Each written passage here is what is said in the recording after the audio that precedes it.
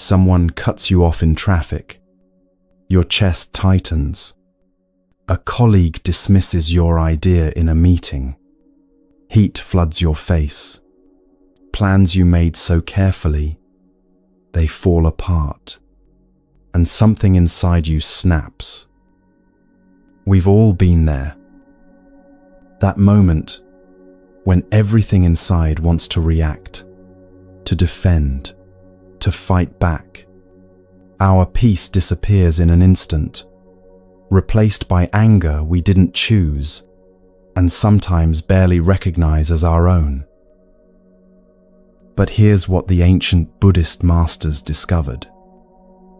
The very people and situations that test us, the ones that make our blood boil and our hearts race, they're not obstacles to our peace. They're invitations. Teachers offering us something we cannot find anywhere else. There's an old teaching that says, there is no affliction like anger, and no virtue like patience. Not because patience means being passive or weak, but because it's the art of staying calm when everything in our world and everything inside us wants to react. If you're somewhere you can settle in, maybe lying down or wrapped in a blanket, this is a good time. And if it feels right, you're welcome to share where in the world you're listening from. There's something beautiful about knowing we're all seeking this same peace from different corners of the planet. To understand patience, we first need to understand what steals our peace. That's where this journey begins.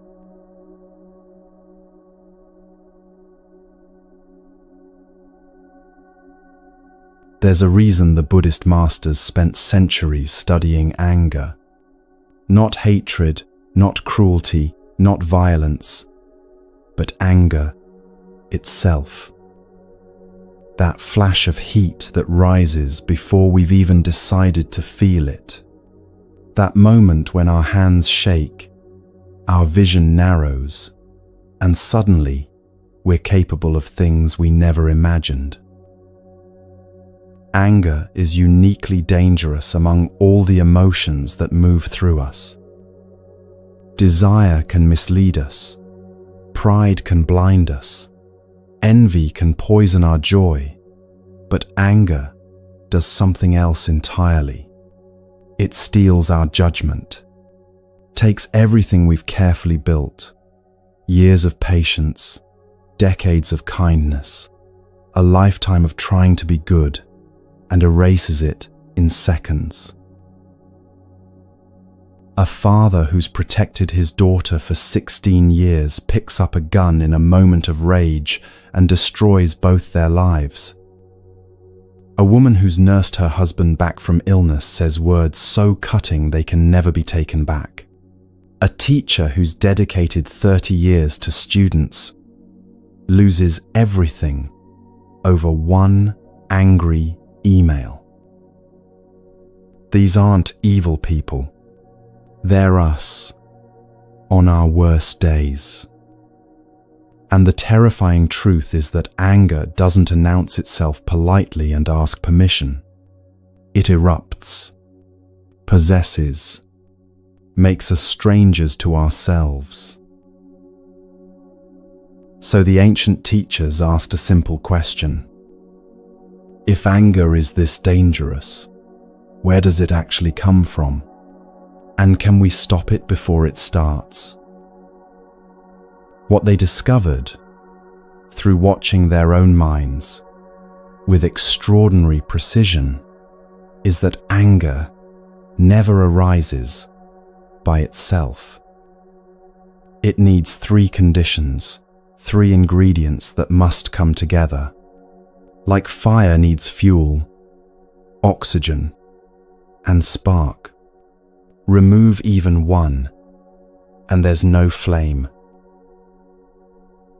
The first ingredient is proximity to the object. This sounds almost too obvious, but it matters. You can't get angry at something you're completely unaware of. The person has to cut you off in traffic. The email has to arrive. The words have to be spoken. There has to be contact, an encounter, a moment where your life and this situation meet. The second ingredient is misinterpretation. We see what's happening through a distorted lens. Someone's quiet, and we read it as rejection. Someone forgets our birthday, and we interpret it as proof they don't care. A colleague gets the promotion, and we decide the system is rigged against us. Notice, it's not that we're deliberately lying to ourselves. These interpretations feel absolutely true in the moment. We're convinced we're seeing reality clearly, but we're actually seeing our fears, our histories, our wounds projected onto the present. And the third ingredient, this one's harder to accept, is the habitual tendency already living inside us. The Buddhist teachers call this bagchag in Tibetan. It's the groove anger has already worn in our minds from all the times before. The readiness to react, the path of least resistance. Some of us carry a deep tendency toward anger, carved by childhood, by betrayal, by all the times we felt powerless, and this was the only power we had. Others carry tendencies toward anxiety or pride or despair. We each have our particular groove, our default emergency response. Think of it like this. Imagine 3 people standing at a party. Someone walks past without saying hello. One person feels angry. How dare they ignore me? Another feels anxious. What did I do wrong? A third feels nothing. Didn't even notice. Same situation. 3 different responses. Why? Different habitual tendencies, different interpretations, different relationships to being seen or unseen. Here's the liberating part. If anger needs all 3 ingredients to arise, we have 3 ways to prevent it. The easiest, though not permanent, is simply removing ourselves from what triggers us. If your uncle's political rants at dinner make your blood boil, maybe you skip a few dinners. Not forever, not as avoidance, but as breathing room. Space to get strong enough to stay calm in his presence. This isn't a solution, but it's honest. Sometimes the most spiritual thing we can do is admit we're not ready yet. Give ourselves time to build resilience before walking back into the fire. The third ingredient, the habitual tendency itself, is the hardest to uproot completely. It can be done, but it requires years of deep practice, meditation that penetrates the roots of reactivity. The Buddhist texts call this path long and demanding, though ultimately liberating. But the second ingredient, misinterpretation, this is where most of us can actually work. This is where the teachings focus their attention, because if we can learn to see situations more clearly, more accurately, more spaciously, the anger often doesn't arise at all. Let's look honestly at what anger actually protects. What's really at stake when we feel that heat rising? The truth is simple, almost embarrassingly so. Anger only happens in two situations. Either someone does something we don't want, or someone interrupts something we do want. That's it. We're not that complicated. But what do we want? What are we protecting so fiercely that we're willing to burn bridges and damage hearts to defend it? The ancient texts talk about four worldly concerns that drive most of our reactivity. We want pleasure, comfort, ease, good feelings. We want gain, possessions, money, security, things. We want praise, approval, recognition, to be told we matter. And we want reputation, to be important, to stand out, to be someone people respect. Watch your own reactions this week. Notice when irritation flares up. Isn't it almost always because one of these four feels threatened? Someone cancels plans. There goes your anticipated pleasure. A co-worker gets credit for your idea. There goes recognition and possibly advancement. A friend forgets to return your book. There goes your sense of being valued. A stranger cuts in line. There goes fairness, and maybe the subtle way you prove you matter by getting things first. Now the teachings get even more specific. They map out 24 distinct causes of anger, not to overwhelm us, but to help us see the patterns clearly. 4 causes relate directly to us. Someone interferes with our pleasure. You planned a quiet evening and surprise guests arrive. Someone blocks our gain. You were in line for the promotion and politics changed the outcome. Someone withholds praise we expected. You worked late all week and your boss says nothing. Someone diminishes our reputation. Gossip spreads, or you're publicly corrected, or simply ignored when you thought you'd be celebrated. But here's where it gets interesting. We don't only get angry about what happens to us directly. Another 4 causes relate to people we love. When someone hurts your child's feelings, your anger rises instantly. When your partner is passed over for recognition they deserved, you feel it in your chest. When a friend is betrayed, their pain becomes your rage. We carry the 4 worldly concerns, not just for ourselves, but for everyone in our circle. Parents, children, partners, close friends. And then, this part surprises people. Another 4 causes relate to our enemies.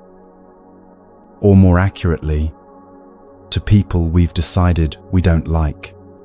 When they succeed, it bothers us. When they're praised, it stings. When they gain something valuable, we feel cheated, even though it has nothing to do with us. When they seem happy, it irritates us in a way we're almost ashamed to admit. So that's 12 causes. 4 for us, 4 for loved ones, 4 for people we dislike. But the opposite of each also triggers us, which doubles it to 24.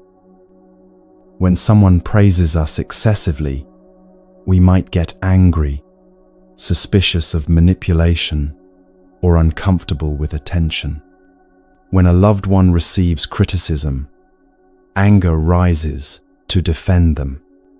When our enemy faces loss or suffering, we might feel a guilty satisfaction, but if others rush to comfort them, that attention itself can spark resentment. The classical texts even add a time dimension. We get angry about the past.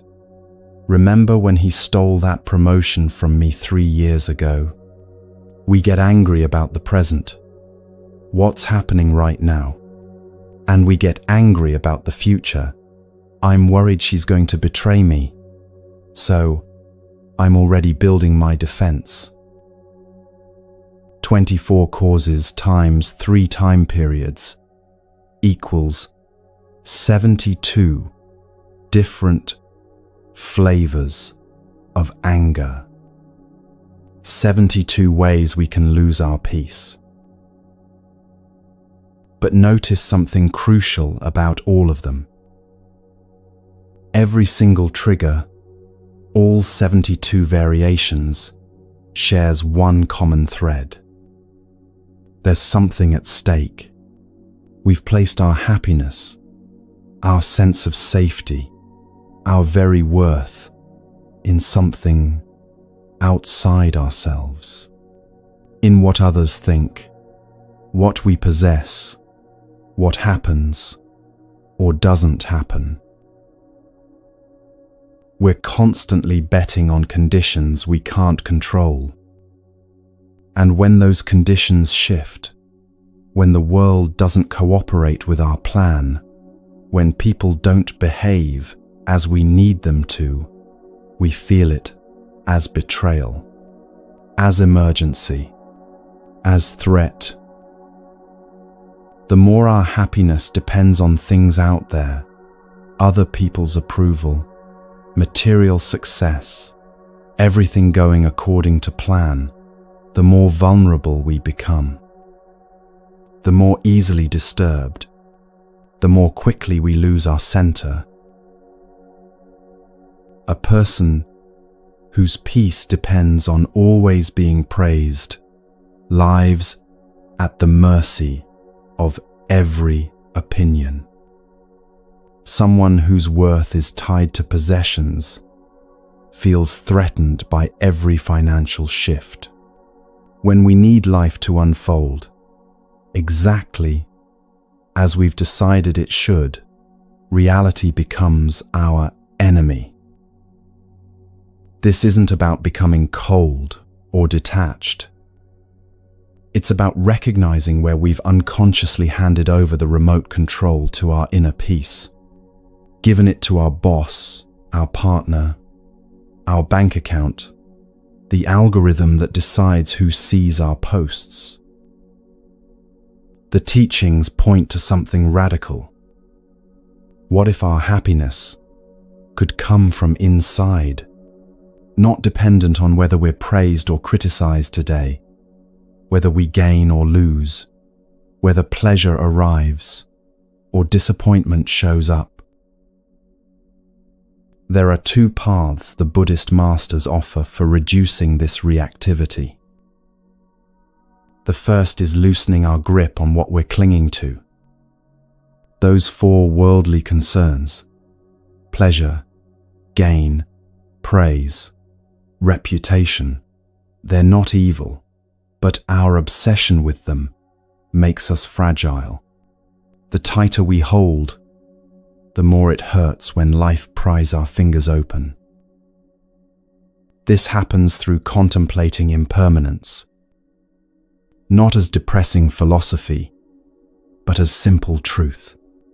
Everything changes. The promotion you didn't get, 3 years from now you might be grateful you stayed where you were. The criticism that stung today, next month you won't remember who said it.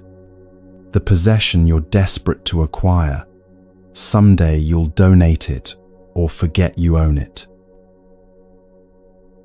when we really accept that everything is temporary, including our circumstances, including this very mood we're in right now, something relaxes, not because we stop caring, but because we stop gripping so desperately.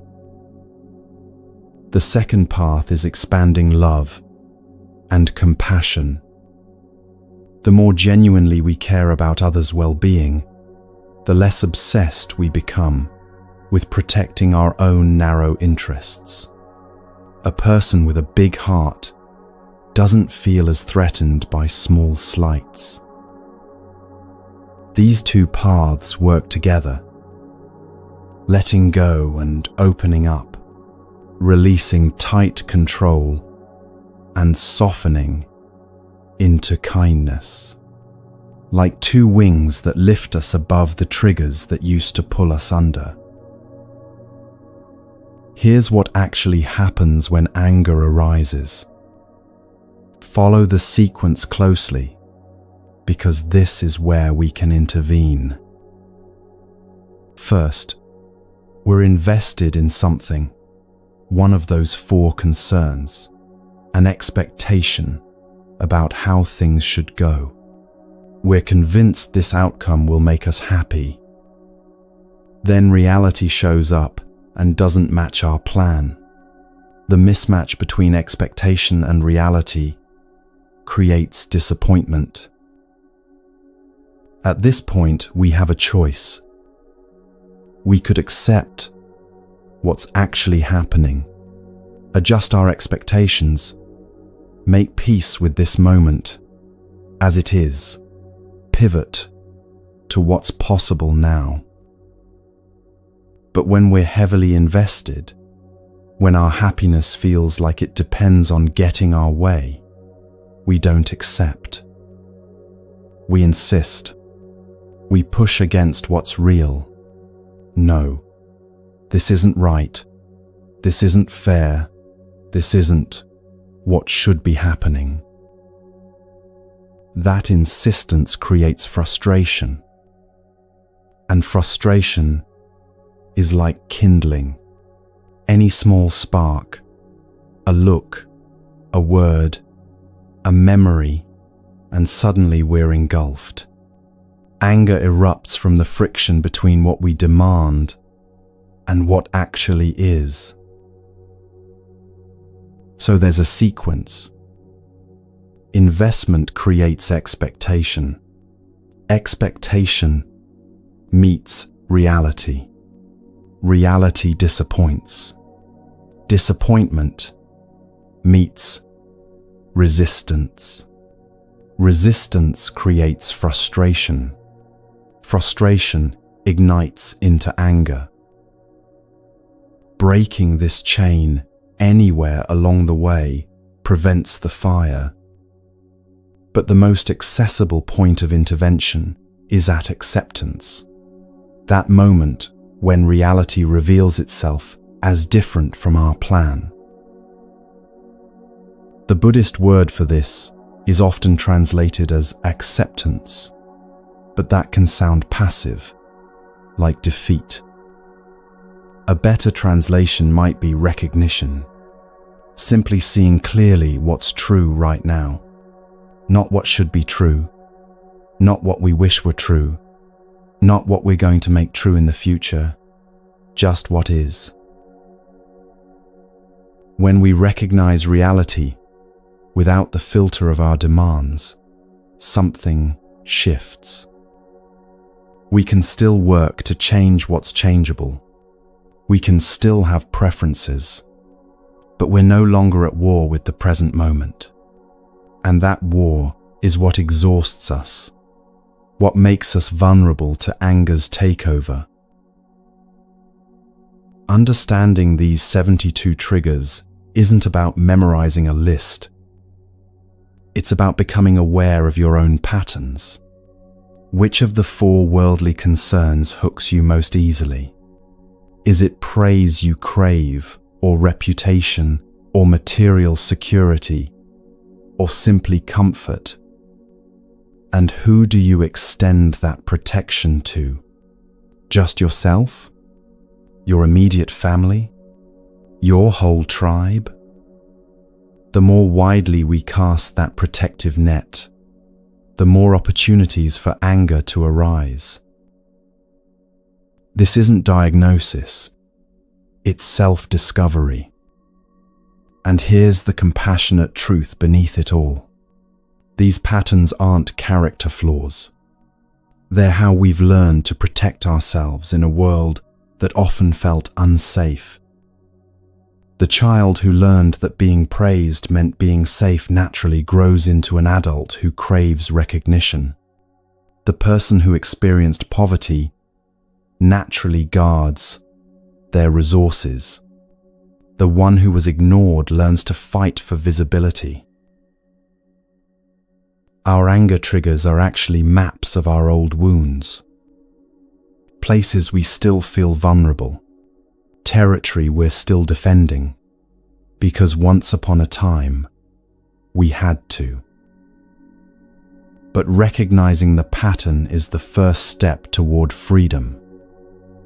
When you notice, oh, there it is again, my need for recognition getting triggered, that very awareness creates space. A gap between trigger and reaction. A breath where choice becomes possible. And in that gap, we can remember, this person who just criticized me, they're not my enemy. They're probably in their own storm, their own confusion. This situation that's not going as planned, it's not a catastrophe. It's just life being life, unpredictable and wild and real. The Buddhist masters studied anger so carefully because they understood something we often forget. Our peace is too precious to lose over things that won't matter next month. Our relationships are too valuable to destroy in moments we'll later regret. Our own hearts deserve better than being held hostage by conditions we can't control.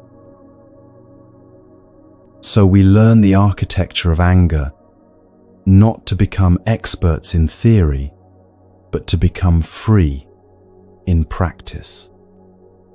To notice when those three conditions start aligning: proximity, misinterpretation, habitual tendency.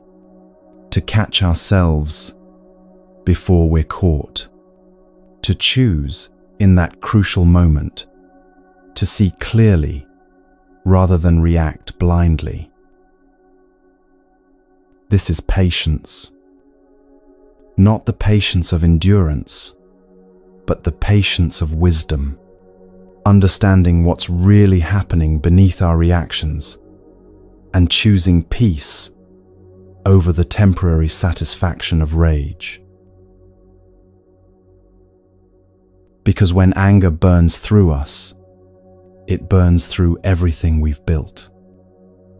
But when we understand its roots and recognize its patterns, we finally have a choice. And that choice changes everything.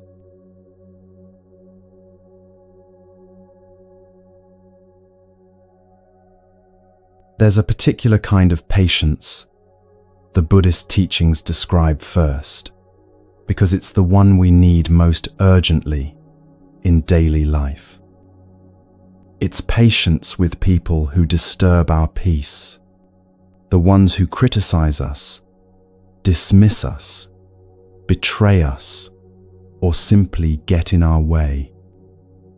We call them aggressors, but that word carries assumptions we might want to examine. Because here's what the masters observed after watching human behavior with extraordinary care. Most of what we experience as attack isn't actually aimed at us at all. Imagine someone drowning in a river. They're thrashing, panicking, fighting for air. Their arms flail wildly in every direction, and you happen to be standing close enough that a few drops of water splash onto your clothes. Are they attacking you, or are they just drowning? The person who snaps at you in the grocery store isn't plotting your humiliation.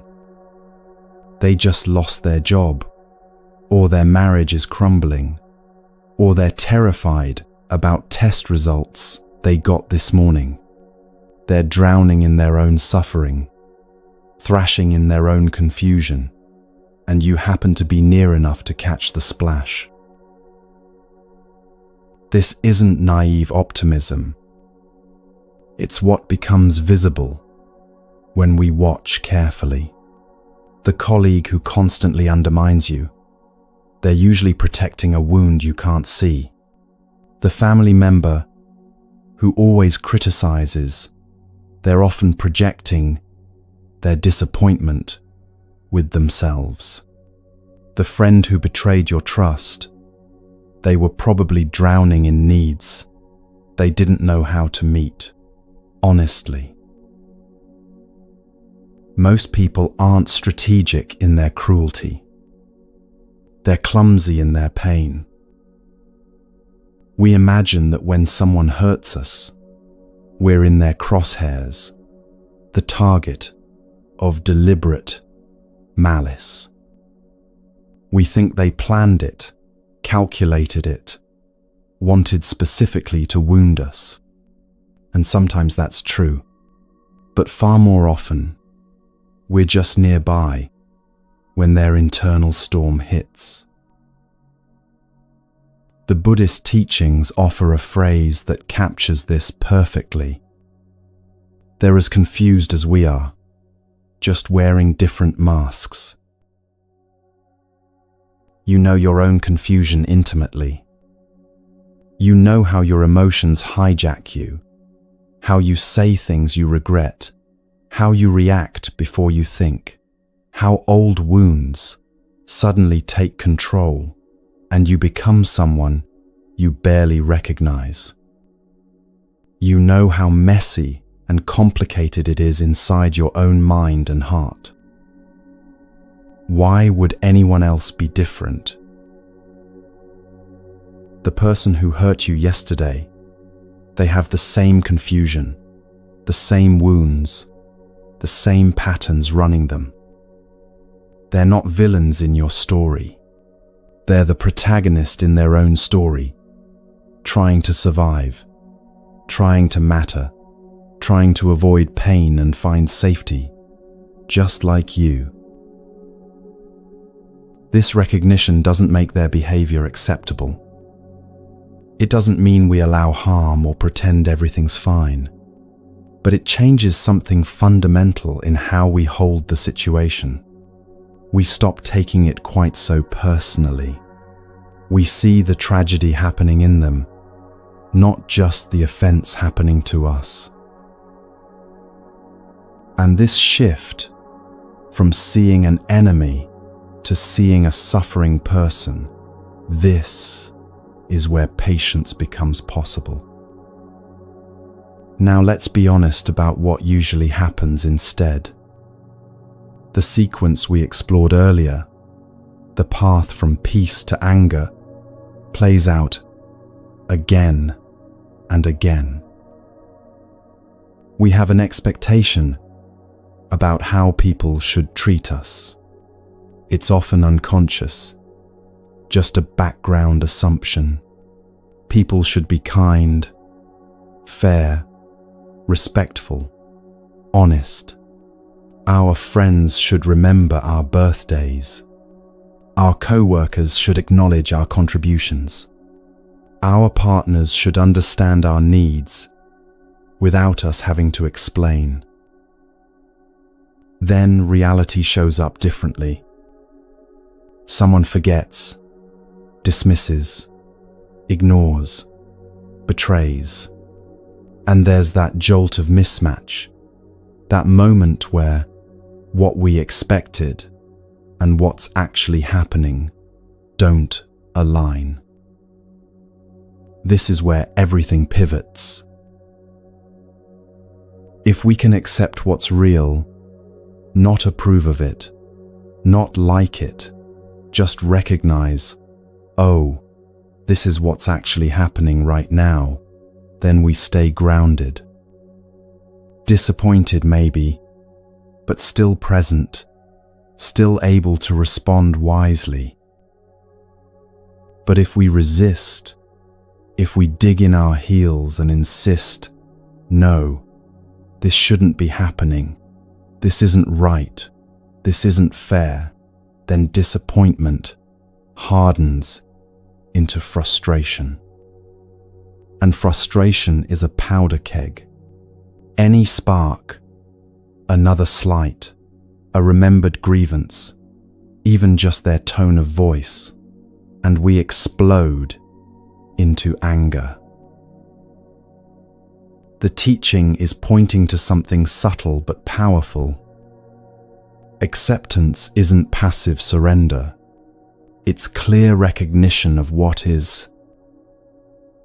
When we accept reality, we're free to work with it skillfully. But when we're busy fighting with reality, insisting it should be different, we're trapped in a fantasy while life moves on without us. There's a woman whose story illuminates this teaching in the most heartbreaking and beautiful way. Her name was Patakara, and she lived in India during the Buddha's time. She came from a wealthy family, loved a servant, and when her parents forbade the relationship, she ran away with him. They built a simple life together in a small village far from her family. She became pregnant. As her time approached to give birth, she wanted to return to her parents' home, wanted her mother there for the birth, wanted reconciliation, wanted the safety of family. Her husband kept delaying, perhaps ashamed, perhaps afraid of her father's anger. Finally, when she was already in labor, he agreed they should go. They set out on the road, but the baby came too quickly. She gave birth right there, beside the path. Her husband went to find shelter and materials to keep her warm. A storm was gathering, dark clouds filling the sky. He never came back. She waited through the night, holding her newborn, calling his name into the wind. When dawn came, she went looking and found him dead, bitten by a snake in the darkness. Devastated but needing shelter for her infant, she continued toward her parents' home, now carrying both the newborn and her young son from a previous birth. They came to a river, swollen from the storm. The water was too high to carry both children at once. So she left the older boy on the bank and carried the baby across.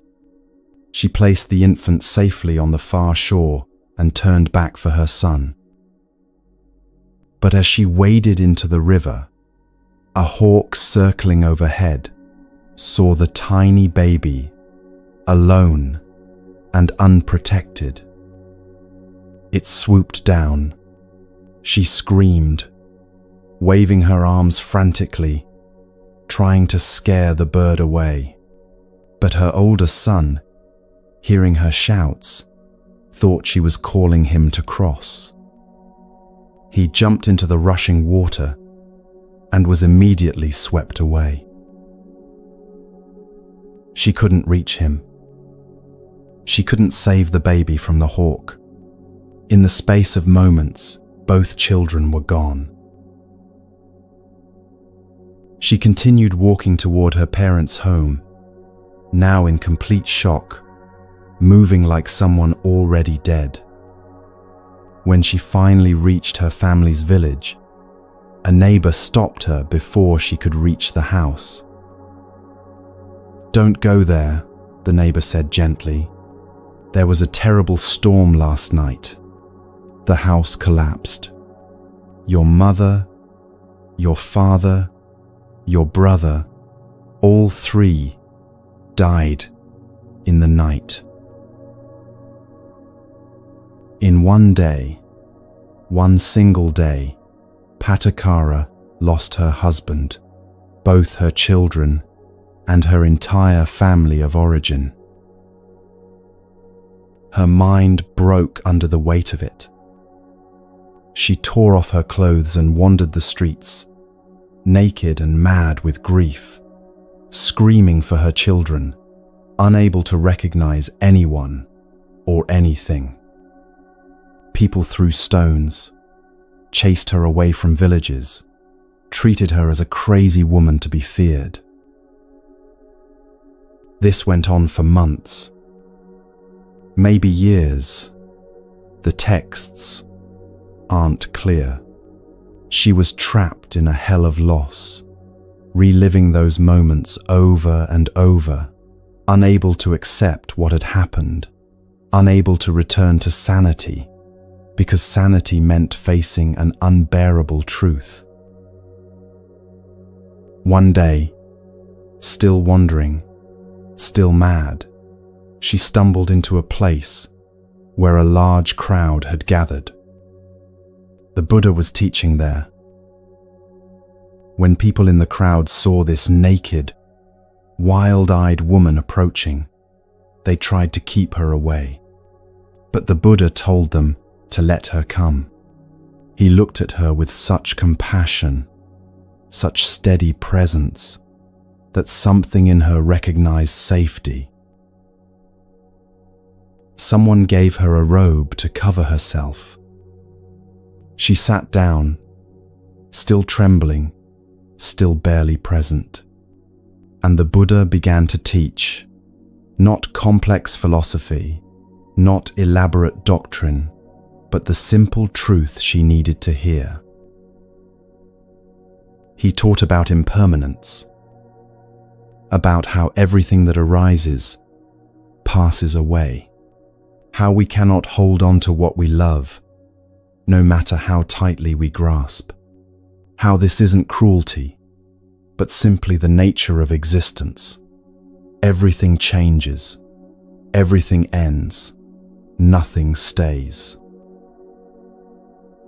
He didn't teach it as philosophy to be studied. He taught it as medicine for someone dying of resistance to reality. As she listened, something shifted.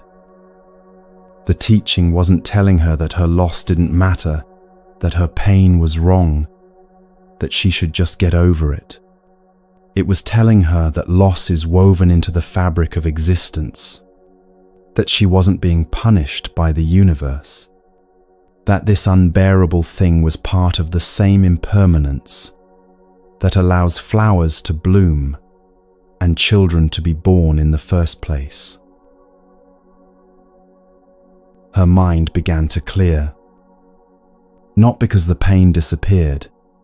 It didn't, but because she stopped fighting with the reality of what had happened.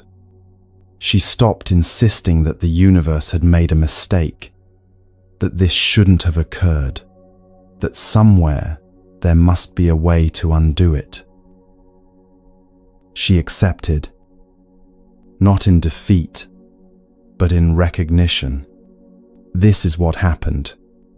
This is what is. And in that acceptance, she found she could breathe again, could think again, could live again, even carrying this immense grief. She became the Buddha's student. She practiced deeply, not to escape her pain, but to understand the nature of all experience, how it arises, how it passes, how we create suffering by grasping at what cannot be held. And eventually, through years of practice, Patakara became one of the most accomplished teachers in the Buddhist community. She taught particularly about impermanence because she had lived through the most extreme demonstration of it. She knew from direct experience what the teaching meant, not as concept, but as survived reality.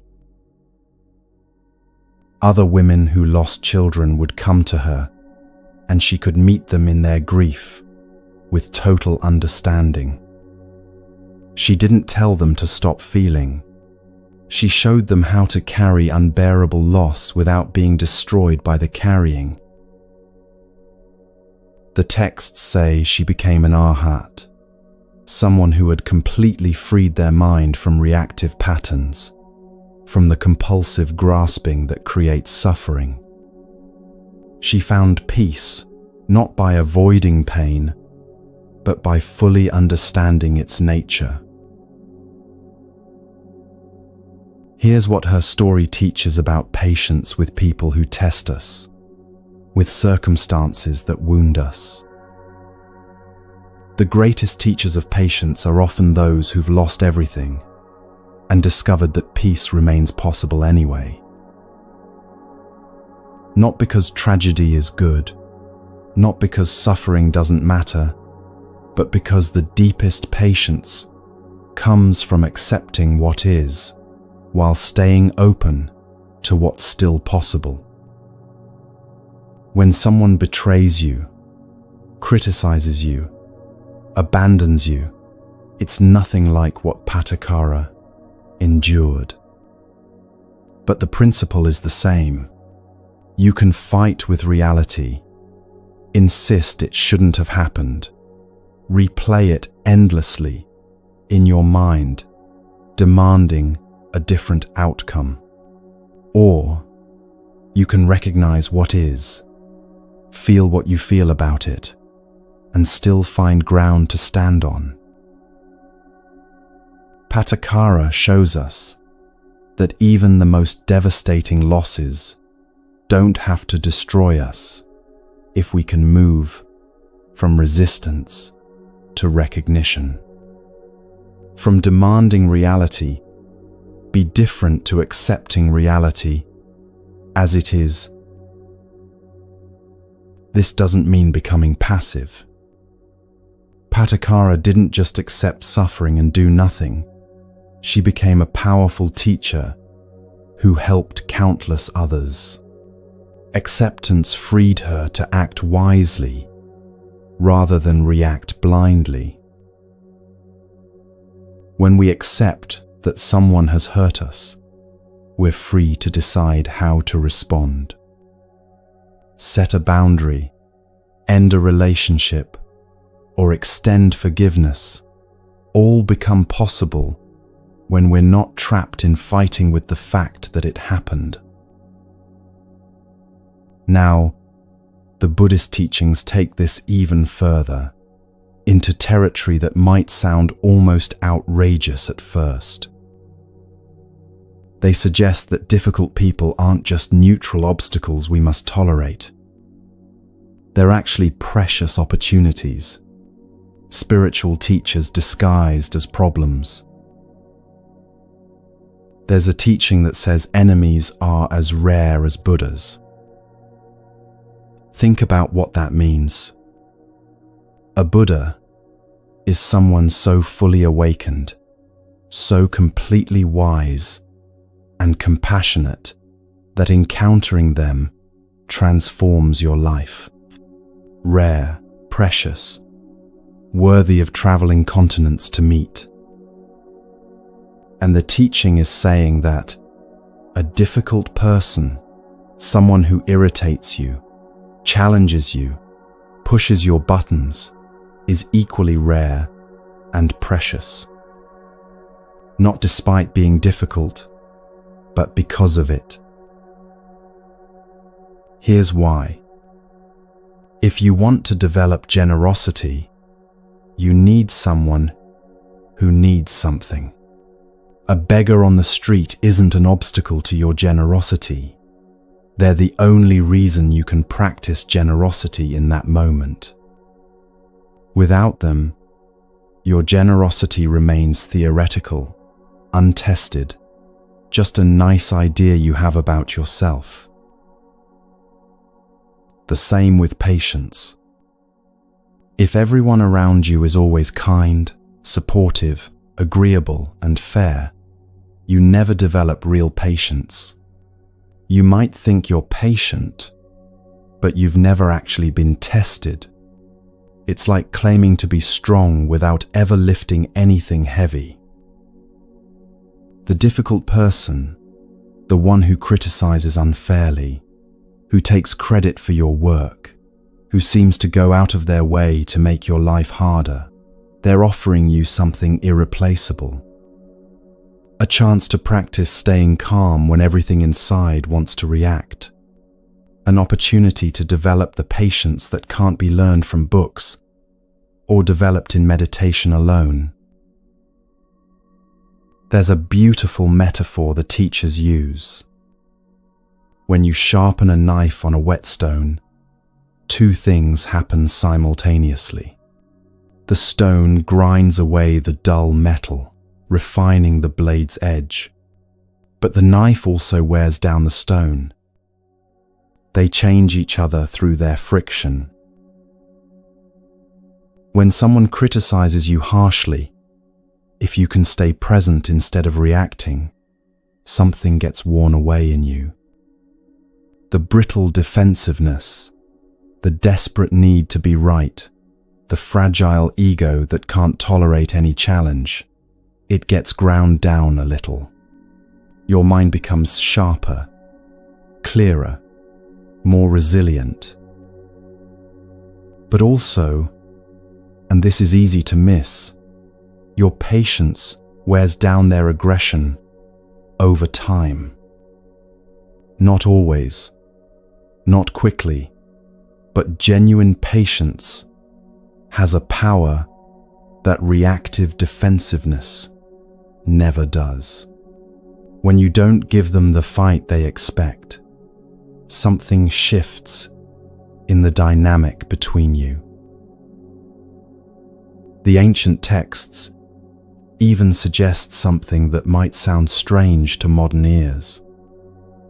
They say that when someone criticizes you, insults you, challenges you, if you can receive it without reacting, you're burning karma inexpensively. What does that mean? The idea is that we carry consequences from past actions, past patterns that need to be resolved somehow. Usually those consequences play out through dramatic events, illness, loss, conflict that tears your life apart. But if you can let someone's words pierce your pride without retaliating, if you can let criticism land without defending, you're working through those old patterns with just words instead of disasters.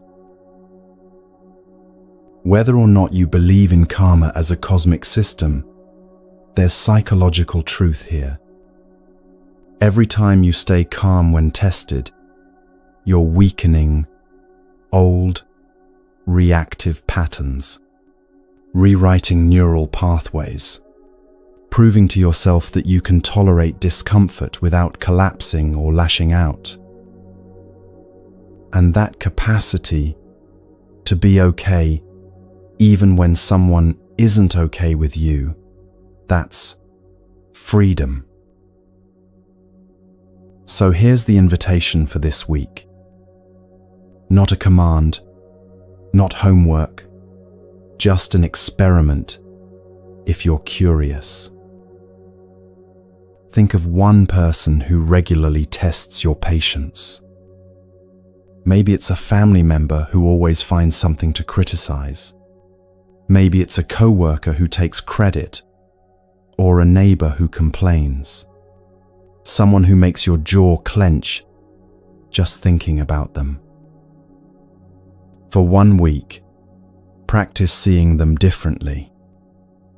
Not as your enemy, not as your problem to fix, but as someone drowning in their own confusion. Someone wearing a different mask, but carrying the same human struggles you carry. When they do the thing that usually triggers you, pause for just one breath before responding.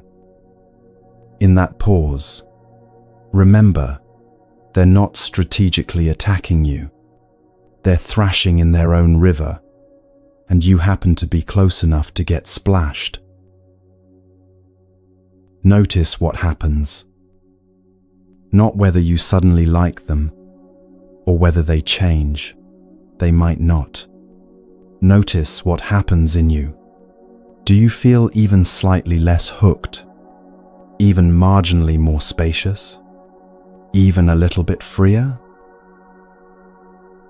This isn't about being nice to people who don't deserve it.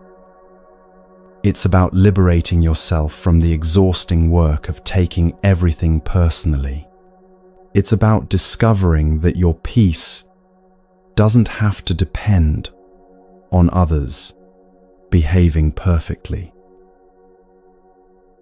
The first type of patience with people who test us, is really patience with reality itself. The reality that people are messy, confused, sometimes hurtful, and almost never doing it because of you. When we can hold that truth with compassion instead of resentment, when we can see the drowning person instead of just feeling the splash, patience stops being something we force and becomes something that naturally arises. Not because we've become passive or weak, but because we've become wise enough to know the difference between what deserves our peace and what doesn't. And most of what we thought was attacking us, it was never about us at all.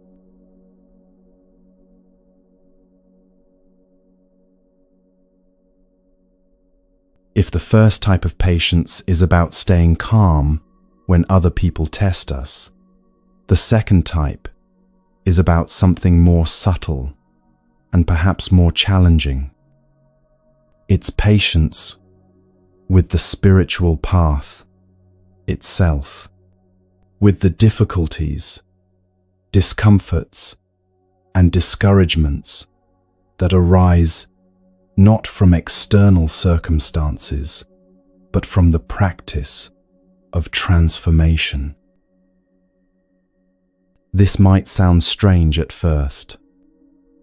We usually think of meditation, contemplation, and spiritual practice as solutions to our problems, not as problems themselves. But anyone who's practiced seriously for more than a few months knows the truth. The path has its own challenges, its own tests, its own ways of confronting us with exactly what we'd rather avoid. And most people quit. Not because the practice doesn't work, but because they can't tolerate the phase where it seems like nothing's working. Let's be honest about what actually happens when someone begins a spiritual practice. There's a predictable pattern, almost like seasons, that nearly every practitioner moves through. The first phase is what we might call the honeymoon. Everything feels fresh, exciting, full of possibility. You discover meditation, or Buddhist teachings, or contemplative practice, and it's like falling in love. There's novelty, there's wonder, there's the thrill of discovering something that speaks to your deepest questions. You sit down to meditate, and time disappears. You read a teaching, and it illuminates something you've always sensed but never had words for. You feel like you've finally found what you've been searching for your whole life. This is it, you think. This is amazing. During this phase, practice is easy because it's rewarding. Every session brings some new insight, some pleasant experience, some confirmation that you're on the right path. You tell your friends about it. You rearrange your schedule to make time for it. You might even feel a little superior to people who haven't discovered what you've discovered. This phase can last weeks or months, depending on the person and the practice. And it's genuinely valuable. This initial enthusiasm often provides the momentum needed to establish a habit. But it's not yet transformation. It's consumption. You're still treating the practice like entertainment, like something that's supposed to give you pleasant experiences. Then comes the second phase. And this is where most people's practice quietly dies. We might call this the desert phase, or the plateau, or simply the boring middle. The novelty wears off. Meditation stops being an exciting adventure and starts feeling like a chore. You sit down and nothing special happens. Your mind wanders just like it did yesterday and the day before. The teachings you found so profound start to sound repetitive. This is the phase where you start thinking, is this even working?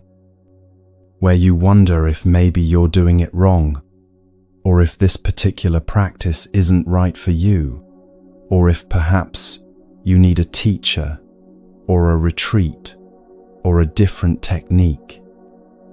The practice that once felt like medicine now feels like tedious obligation. And here's what happens to most people. They assume something's wrong. They think the boredom means the practice has stopped working, or that they've somehow failed. So they switch to something else, a different meditation technique, a different tradition, a different teacher. And for a while, the novelty returns. New honeymoon phase. But eventually, this practice too becomes familiar, predictable, boring. Some people spend years, even decades, collecting practices this way. They have a whole menu of techniques they've tried, traditions they've explored, teachers they've studied with briefly. They can talk knowledgeably about many paths, but none of them have actually transformed who they are, because they never stayed with anything long enough to move through the desert and reach what lies on the other side. The third phase is where genuine transformation begins. But you only reach it by continuing to practice through the second phase, through the boredom, through the doubt, through the months or years where nothing seems to be happening. In this third phase, something shifts. Practice stops being about having experiences and starts being about training capacity. You're no longer consuming the practice.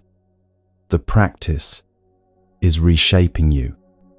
You discover a kind of joy that's not dependent on anything feeling good or interesting. You understand from the inside what the teachings have been pointing to all along. But here's the key insight that changes everything when you understand it. Most people never reach the third phase because they can't tolerate the second. It's like the difference between dating and marriage. Dating is exciting. There's mystery, anticipation, the thrill of discovery. Everything feels heightened. But that intensity doesn't last, and it's not supposed to. Marriage, or any long-term committed relationship, moves through the excitement into something deeper: intimacy, trust, knowing someone beyond their surface charm. But you only get there by staying when it stops being exciting. The spiritual path works the same way. The honeymoon phase is dating, fun, thrilling, but ultimately superficial. The desert phase is where the real relationship begins, where you discover whether you're actually committed or just enjoying the high. And the depths phase is where true intimacy with practice develops, where transformation becomes possible. There's a story from the Buddhist tradition that illustrates this teaching perfectly. It's about a monk named Kulapanthaka, and it's one of the most encouraging stories for anyone who's ever struggled with practice. Kulapanthaka lived during the Buddha's time, and he had an older brother named Mahapanthaka, who was brilliant.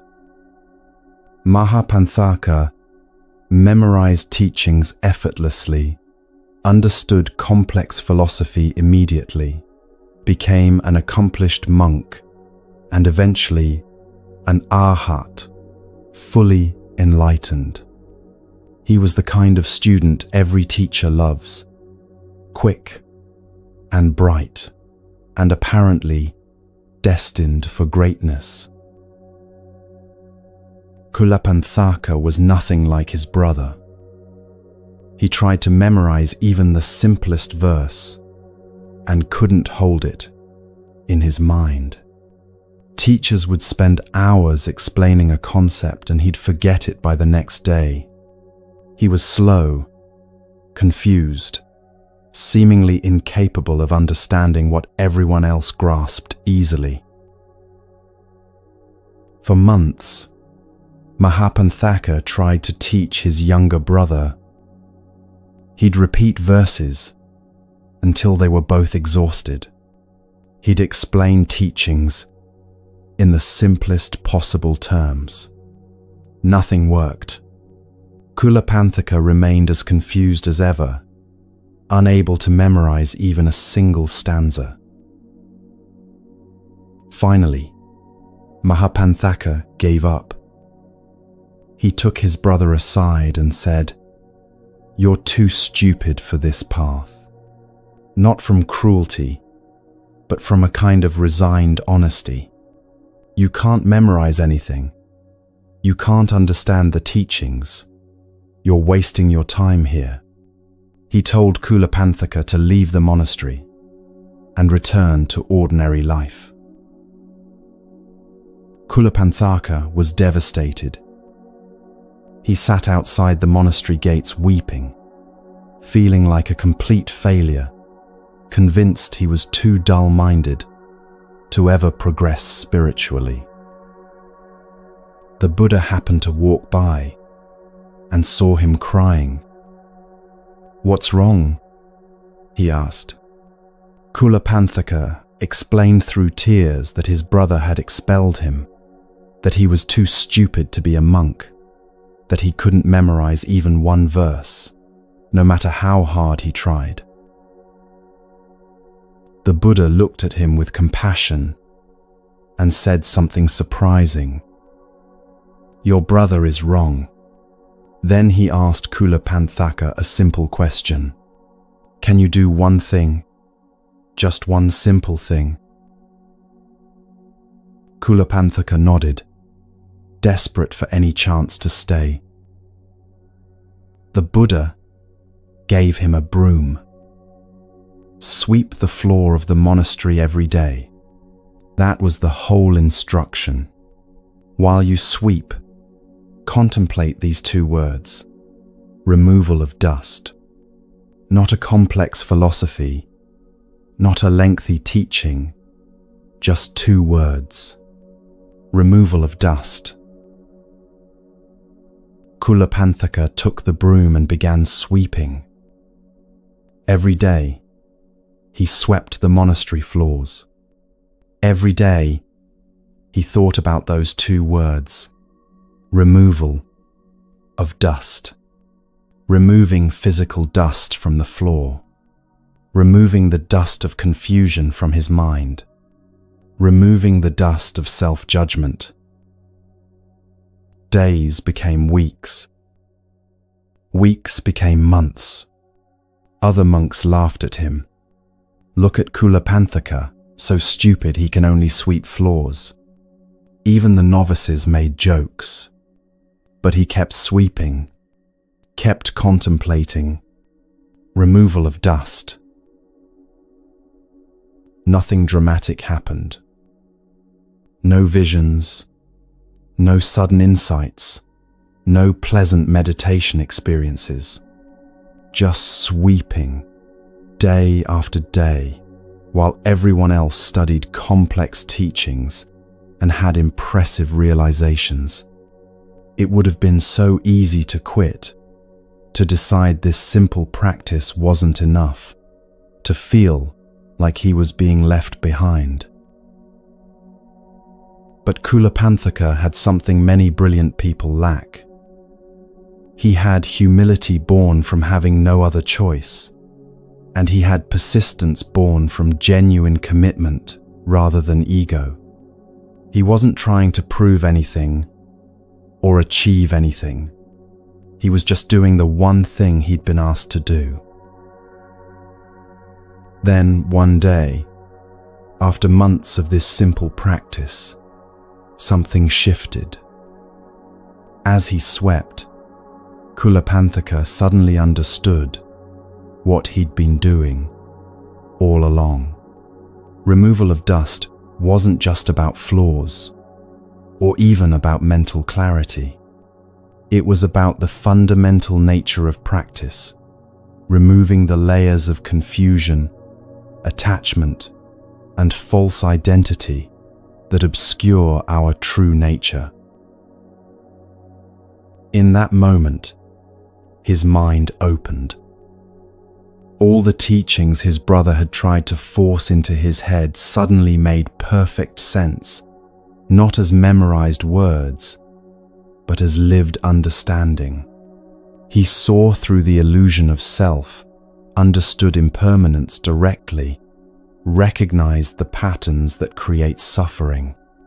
He became an arhat, fully awakened through the simplest possible practice. When the other monks heard what had happened, they were stunned.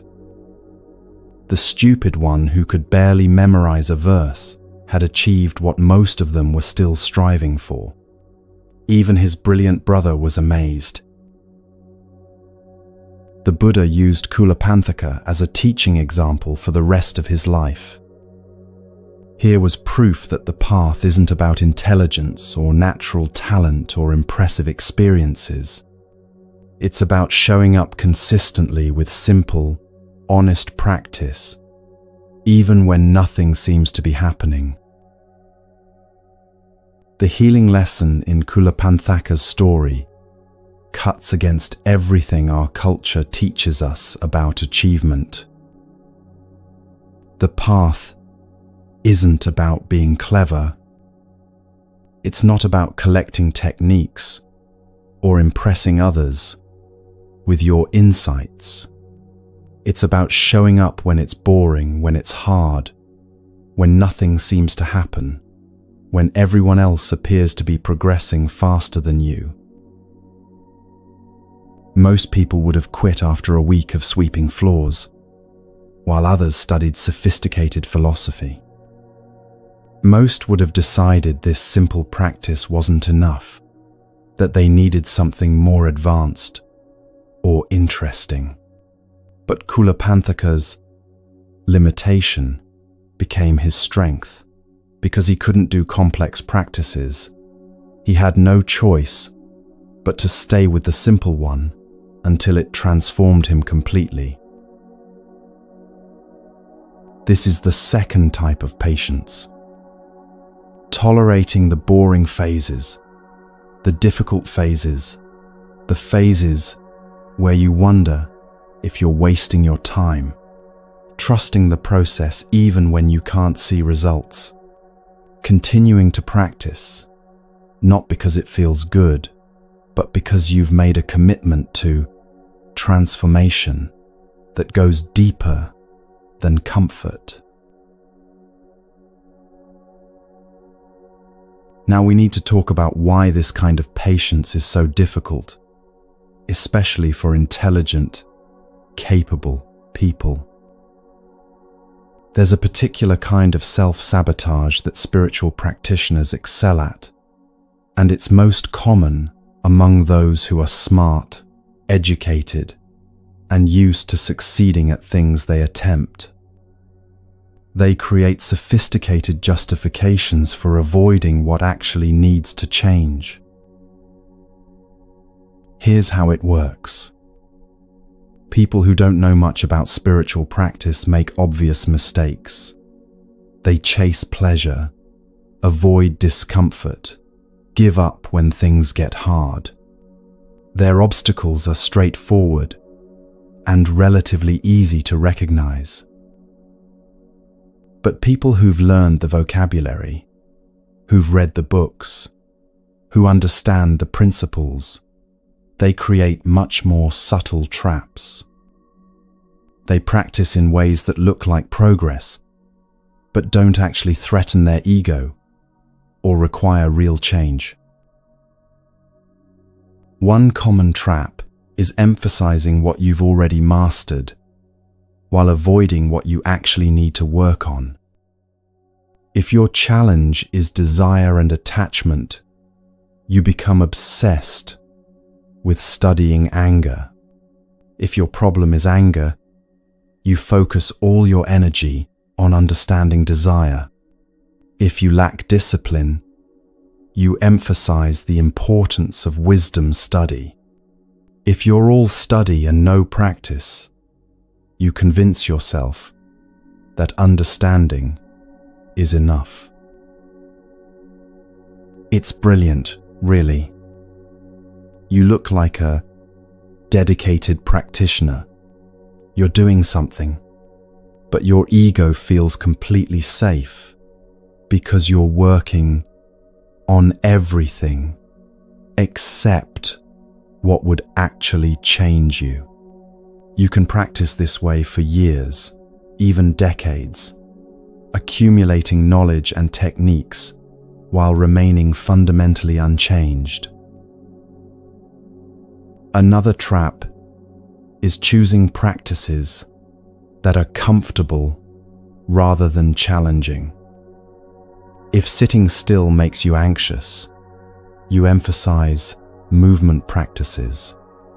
If silence confronts you with difficult emotions, you focus on chanting or ritual. If being alone with your mind is unbearable, you make community practice your primary path. None of these things are wrong in themselves. Movement, chanting, community, all are valuable aspects of practice. But when we choose them specifically, because they let us avoid what's difficult, they become spiritual, bypassing, dressed up as dedication. The teaching uses two words to distinguish what's happening here. There's genuine self-worth, autoestima in Spanish, which is knowing your fundamental value isn't dependent on achievement or others' opinions. And there's defensive pride, orgullo, which is constantly protecting a fragile sense of self from any threat or challenge. When we have genuine self-worth, we can hear difficult feedback without collapsing. We can admit where we're struggling without feeling like failures. We can let a teacher or teaching point out our blind spots because we're not basing our entire identity on being advanced or accomplished. But when we're operating from defensive pride, every challenge feels like a personal attack.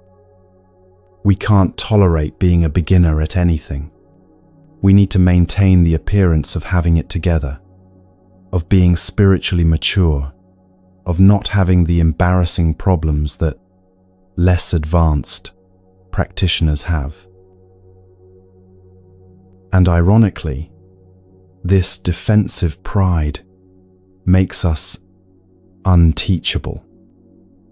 We can't receive the medicine we most need because accepting it would require admitting something's wrong with us. So we stay sick while collecting remedies for illnesses we don't have. The mature practitioner understands something that the beginner doesn't. Real progress requires postponing immediate gratification for lasting transformation. It means choosing what's beneficial over what's comfortable, what works over what feels good in the moment. There's actually research on this. Scientists put children in a room with one marshmallow and told them, if you can wait 5 minutes without eating it, you'll get 2 marshmallows. Some children grabbed it immediately. Others waited, struggling, but ultimately getting the bigger reward.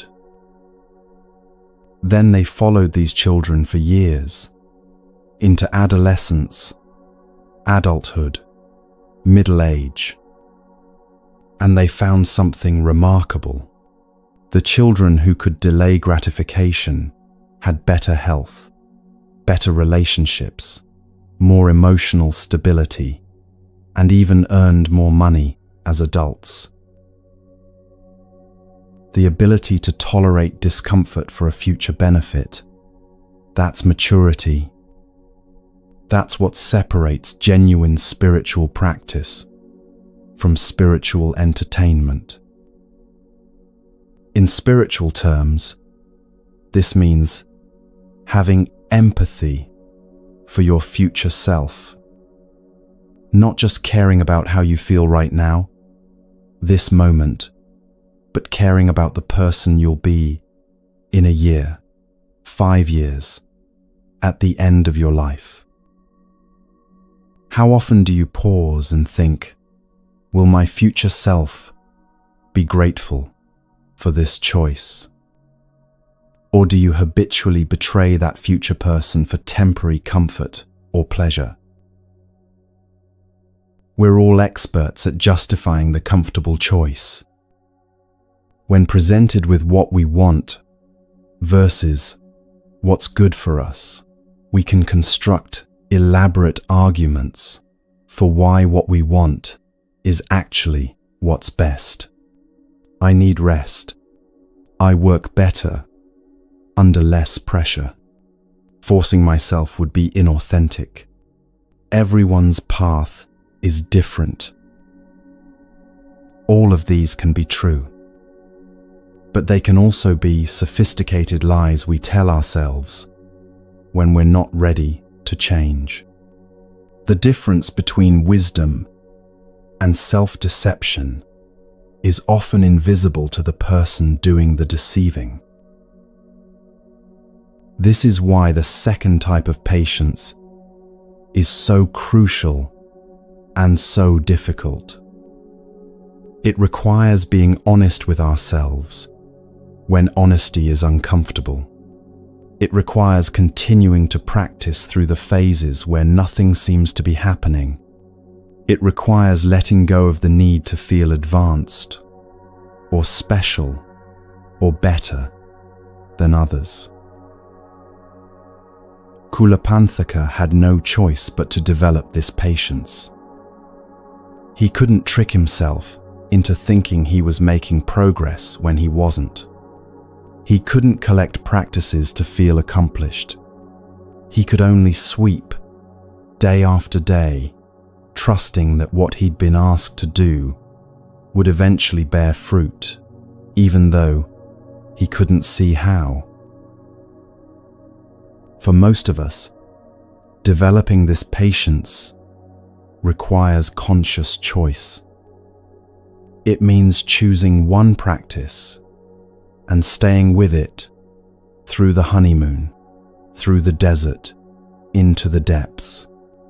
It means being willing to be humbled, to fail, to look foolish, to struggle with things others seem to manage easily. It means accepting that transformation isn't supposed to be comfortable or entertaining. It's supposed to be transforming. And transformation means letting go of who you've been to become who you're capable of being. That's never entirely comfortable. The good news is that once you understand this, once you see the pattern of honeymoon, desert, and depths, you stop interpreting boredom as failure. You recognize it as a sign that you're right where you need to be, in that crucial middle phase where most people quit, but where actual transformation is quietly beginning. You stop collecting practices and start deepening into one. You stop seeking impressive experiences and start developing capacity.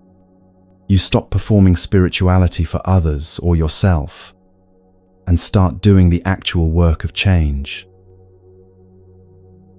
This is patience with the path itself. Not giving up when it stops being exciting. Not quitting when it gets difficult. Not justifying comfortable choices that keep you safe from real transformation. Just showing up, day after day, like Kulapanthaka, with his broom, trusting that simple, consistent practice is what changes us.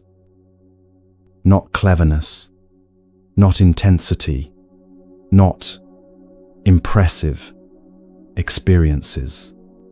Just showing up when it's boring, when it's hard, when nothing seems to happen.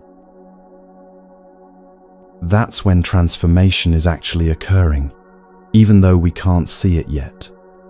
That's when the real practice begins.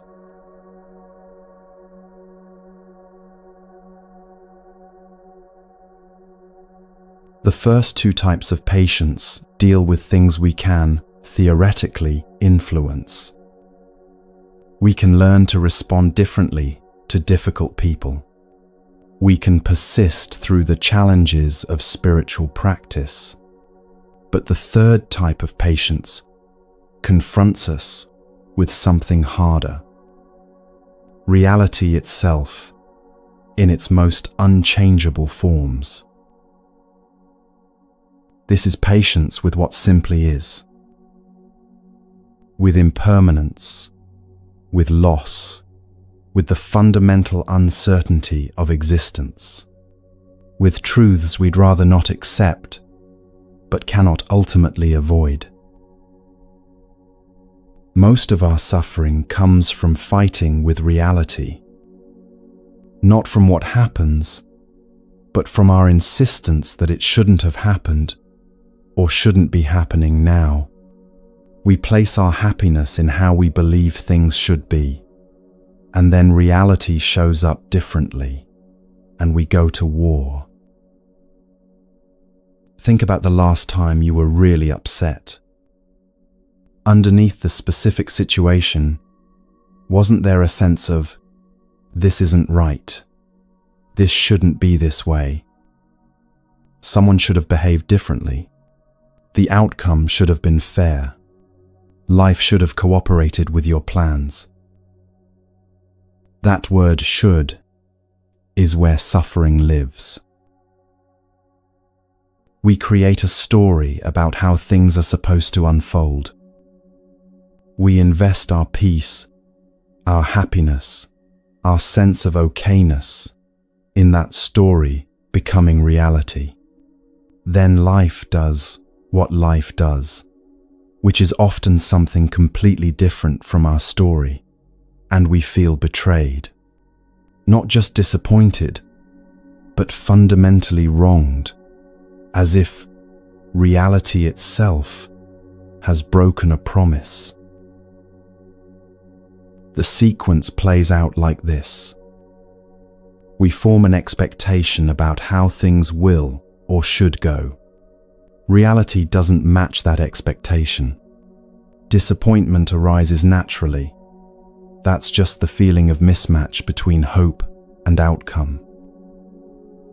But here's where it gets complicated. At this point, we have a choice we're rarely conscious of making. We can accept what's real, not approve of it, just acknowledge, oh, this is what's actually happening, or we can resist.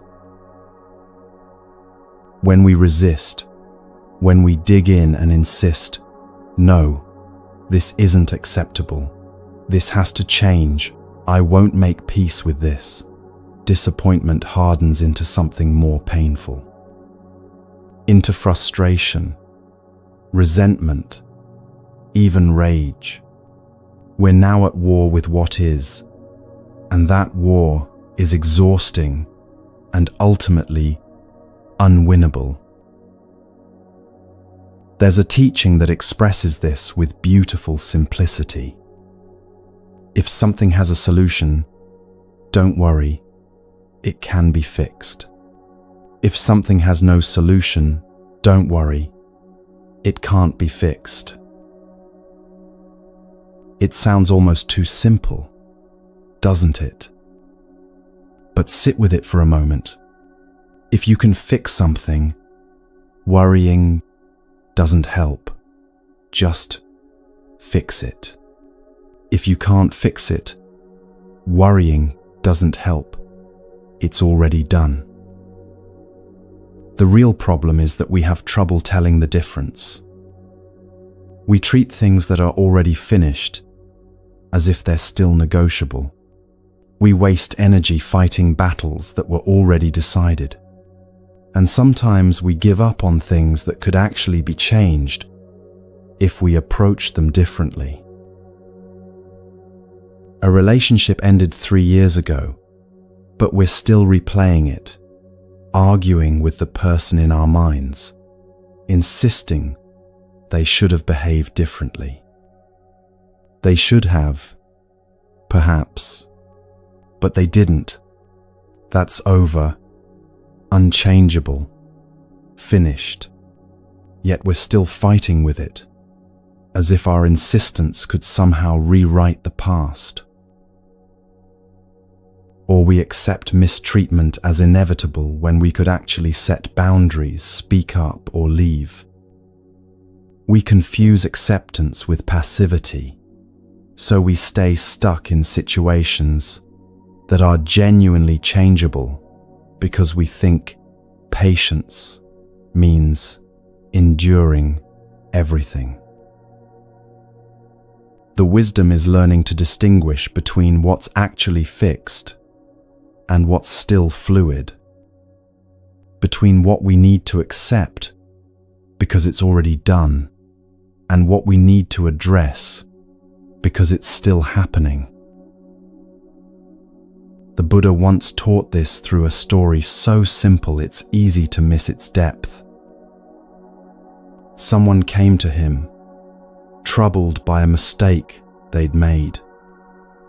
They'd spoken harshly to someone they loved, and the guilt was consuming them. They couldn't stop thinking about it, replaying it, wishing they could take it back. The Buddha asked them to imagine two scenarios. In the first, you take a small crystal of salt and drop it into a cup of water. The water becomes undrinkable, bitter, and harsh.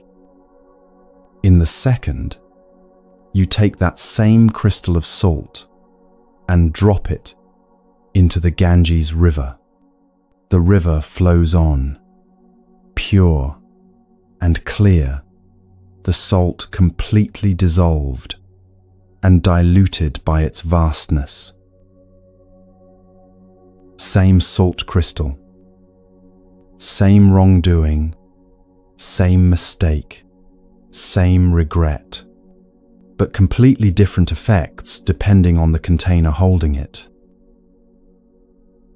The problem isn't the salt, the thing that happened, the mistake you made, the hurt you experienced. The problem is the size of the container you're holding it in. When our minds are small, contracted, tight with judgment and fear, when we're identified with our mistakes or our hurts as the whole of who we are, even a tiny grain of difficulty makes everything bitter. The mistake becomes our identity. The hurt becomes our whole story. We can't see anything else because the container is too small to hold both the difficulty and any perspective on it. But when our minds are vast, spacious, able to hold both pain and peace, both failure and fundamental okayness, the same difficulty dissolves into something manageable. It's still there. We're not pretending it doesn't exist, but it's held within something larger, within understanding, within compassion, within the recognition that one mistake or one hurt doesn't define the totality of existence. The teaching is radical in its simplicity. You don't need to eliminate the salt. You need to expand the container. How do we do that? How do we expand from cup to river? This is where contemplating impermanence becomes not just philosophy, but medicine. Real medicine for real suffering. Most people hear contemplate death or remember impermanence and think it sounds morbid, depressing, life denying. But it's actually the opposite. It's one of the most liberating practices possible. Everything changes. This isn't Buddhist belief or religious doctrine. It's observable fact. Your body is changing right now. Cells dying and being born, organs aging, hair growing or falling out. Your relationships are changing, even the most stable ones shifting in small ways every day. Your circumstances, your health, your beliefs, your feelings, all changing, always, whether you notice or not. And at some point, this body will stop functioning. We know this intellectually, but emotionally we live as if we have infinite time, as if the people we love will always be here, as if we can address what really matters someday when things settle down. The contemplation of death isn't about becoming fearful or obsessed with mortality. It's about clarity, about seeing what actually deserves your life energy and what you've been wasting it on. Try this right now, if you're willing. Imagine yourself at the very end of your life. However you picture that, in bed, peacefully, surrounded by loved ones, or alone, suddenly or gradually, doesn't matter. Just imagine that moment when you know this is it. These are your last hours or minutes. From that perspective, looking back at your whole life, what matters? The argument you had last week, does it matter? The promotion you didn't get 3 years ago, does it matter? The time your friend forgot your birthday, does it matter? That thing someone said about you that hurt your feelings, does it matter? Or does what matters look completely different from that vantage point? Maybe what matters is whether you loved well, whether you were kind when it was difficult, whether you stayed present for the small, beautiful moments, instead of always rushing toward the next thing, whether you forgave, whether you tried, whether you let yourself be fully alive instead of constantly defending against life. There's a Tibetan yogi named Milarepa who expressed this perfectly. When asked about his religion, his spiritual practice, his beliefs, he gave the simplest answer: "My religion is dying without regrets." Not dying without mistakes. We'll all have those. Not dying having achieved everything we wanted. Life's too unpredictable for that. But dying without regrets. Without the ache of, I should have, I could have, why didn't I? Dying without regret means living in alignment with what actually matters to you. Not what you think should matter, not what others say matters, but what you know in your deepest self is real and true and worth giving your life to. And here's the uncomfortable truth. Most of us aren't living that way.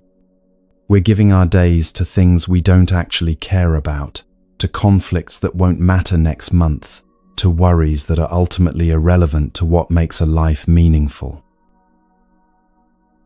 We spend hours angry about politics we can't control. We sacrifice our health for careers that won't remember us.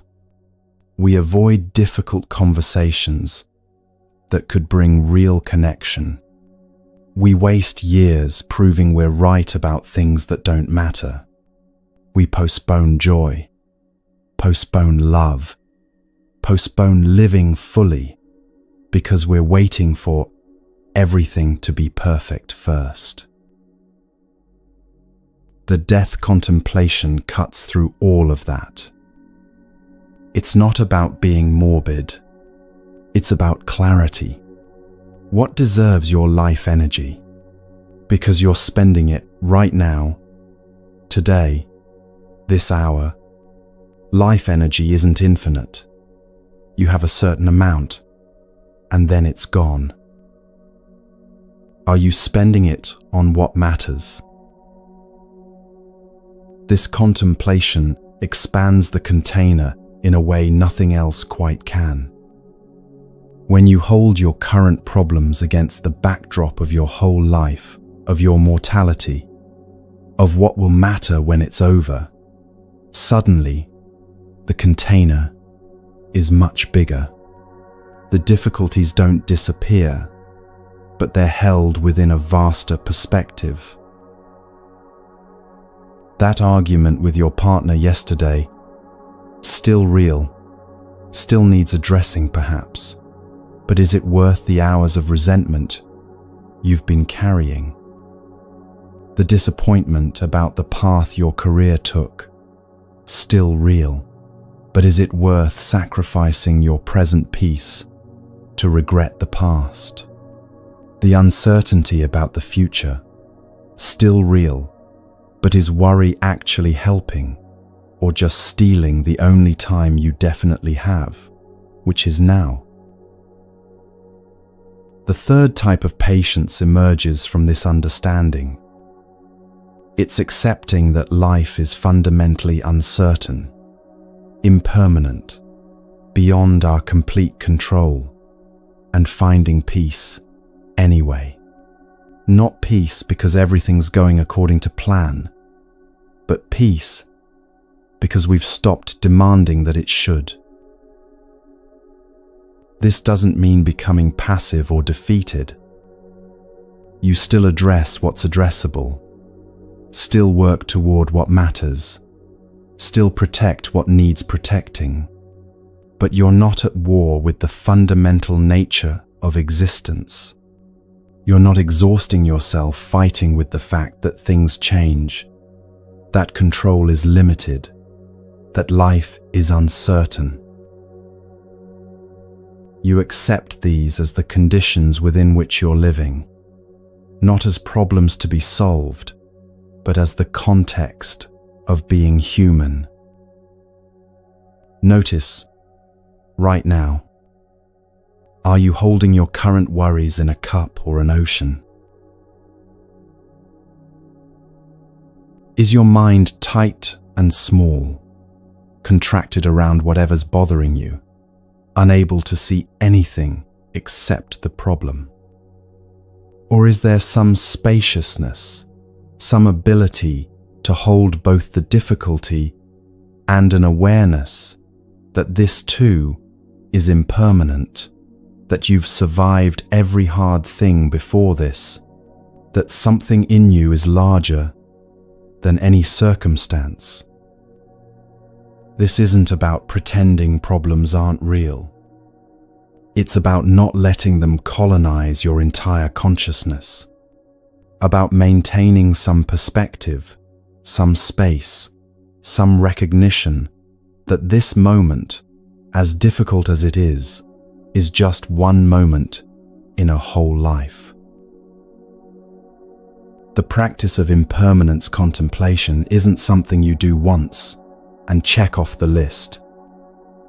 It's an ongoing remembering, a repeatedly returning to what's true. Everything changes. Everyone dies. Nothing stays. That sounds depressing until you really sit with it and discover it's actually freeing. If everything changes, then this difficult situation will change too. If nothing stays, then you don't have to carry yesterday's pain into today. If everyone dies, then maybe the petty conflicts aren't worth the energy you're giving them. The Buddhist teachers recommend making this contemplation practical, not abstract. Don't just think, oh yes, everything's impermanent. Actually imagine specific scenarios. Imagine the people you love most aren't here anymore. Not to torture yourself, but to recognize, while they are here, am I present with them? Am I giving them my actual attention or just my distracted leftover awareness? Am I taking them for granted because I assume they'll always be available? Imagine your current circumstances, your home, your job, your health, whatever stability you have, gone. Because it will be, eventually, in one form or another. Does that make you panicky and grasping? Or does it help you appreciate what's here now? Imagine yourself old, near the end, looking back. What will you wish you had done differently? What will you wish you'd spent less time on? What will you wish you'd said experienced, risked, forgiven. And then here's the beautiful part. You can start living that way now. You don't have to wait until you're dying to live without regrets. You can make choices today based on what will matter when you look back. You can forgive today the person you'll definitely forgive eventually, because holding grudges is exhausting and life is short. You can be present today with the people who won't always be here. You can do today what you'll wish you had done when it's too late. This is what the third type of patience ultimately teaches. Stop fighting with time, with change, with mortality, with the fundamental uncertainty of existence. These aren't problems to solve. They're the conditions of being alive. And when you stop fighting them, when you accept them, really accept them, not just intellectually agree, but let them sink into your bones, something relaxes. Not because life becomes predictable or safe or fair, but because you're no longer demanding that it should be something it isn't and never will be. You're free to respond to what's actually here, instead of being paralyzed by how you think things should have been. Free to appreciate what's present, instead of being consumed by anxiety about what might be lost. Free to live fully in the only moment you ever actually have, which is this one, right now. The container has expanded from cup to river, not because the difficulties got smaller, but because your capacity to hold them got bigger. Because you've stopped identifying so completely with the changing contents of your life and started recognizing something in you that's vaster than any circumstance. This is patience with reality itself, with the way things actually are, rather than the way we wish they were. And paradoxically, this acceptance, this clear-eyed recognition of how things really work, is what finally allows us to engage with life skillfully. We stop wasting energy on impossible battles with the past or the nature of existence. That energy becomes available for what can actually be addressed, what can actually be changed, what actually matters. And we discover something the teachings have been pointing to all along. Peace isn't found by controlling circumstances. It's found by making peace with the fundamental uncertainty and impermanence of all circumstances. That's the third type of patience.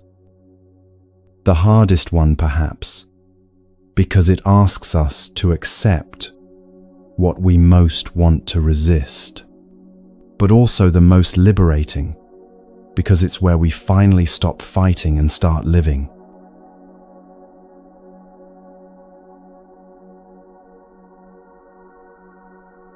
We've explored the three types of patience, with difficult people, with the challenges of practice, and with reality itself.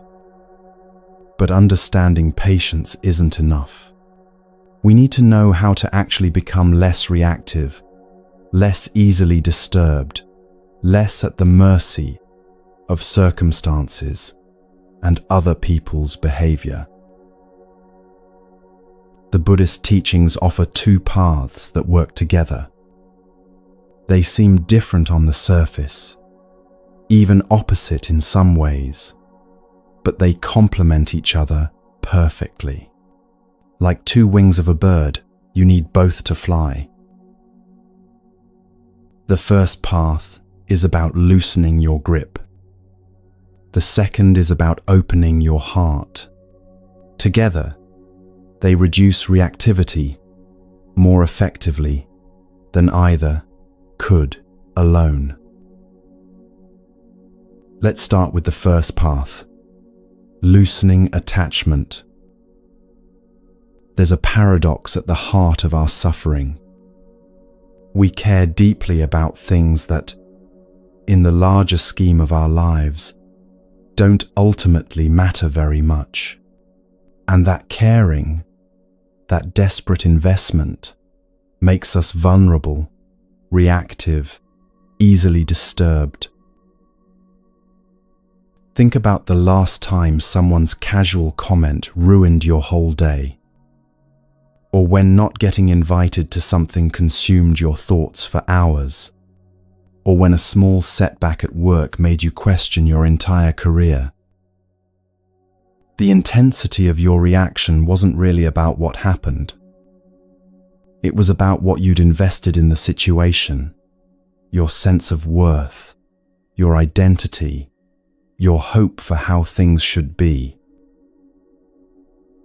The teachings identify 4 areas where we tend to make these investments, 4 worldly concerns that drive most of our reactivity.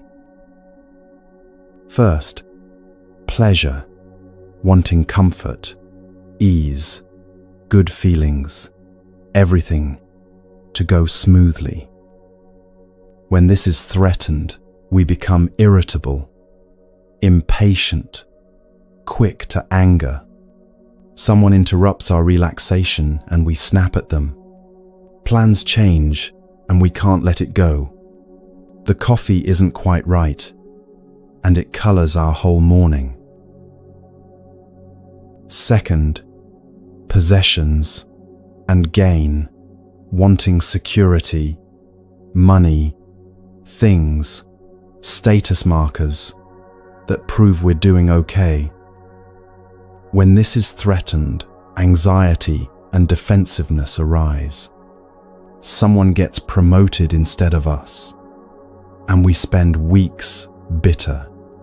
We lose something and feel violated, as if part of our identity was stolen. Third, praise and approval, wanting recognition, validation, to be told we matter and we're good. When this is threatened, we become needy, defensive, desperate for reassurance. Someone doesn't acknowledge our effort, and we feel invisible. A friend forgets to respond to our message, and we spiral into wondering what we did wrong. Fourth, reputation, wanting to be important, respected, someone people admire or at least don't dismiss. When this is threatened, pride and shame take over. Someone criticizes us publicly and we can't sleep for days. We're excluded from something and feel fundamentally diminished. These 4 concerns aren't wrong or bad. Of course we want comfort, security, recognition, respect. We're human. The problem is how tightly we grip them, how much of our peace we've wagered on getting them. The more our happiness depends on these external conditions, the more vulnerable we become. Every situation becomes high stakes. Every interaction carries the possibility of gaining or losing something crucial to our sense of okayness. We're living on an emotional razor's edge, always one comment or outcome away from being deeply disturbed. The path of loosening attachment isn't about becoming cold or indifferent. It's not about pretending we don't care about anything. It's about relocating the source of our peace from external conditions to something more stable within us. This happens primarily through contemplating impermanence as a daily practice. Not once when you first hear about it, but regularly, actually bringing your attention to how everything changes.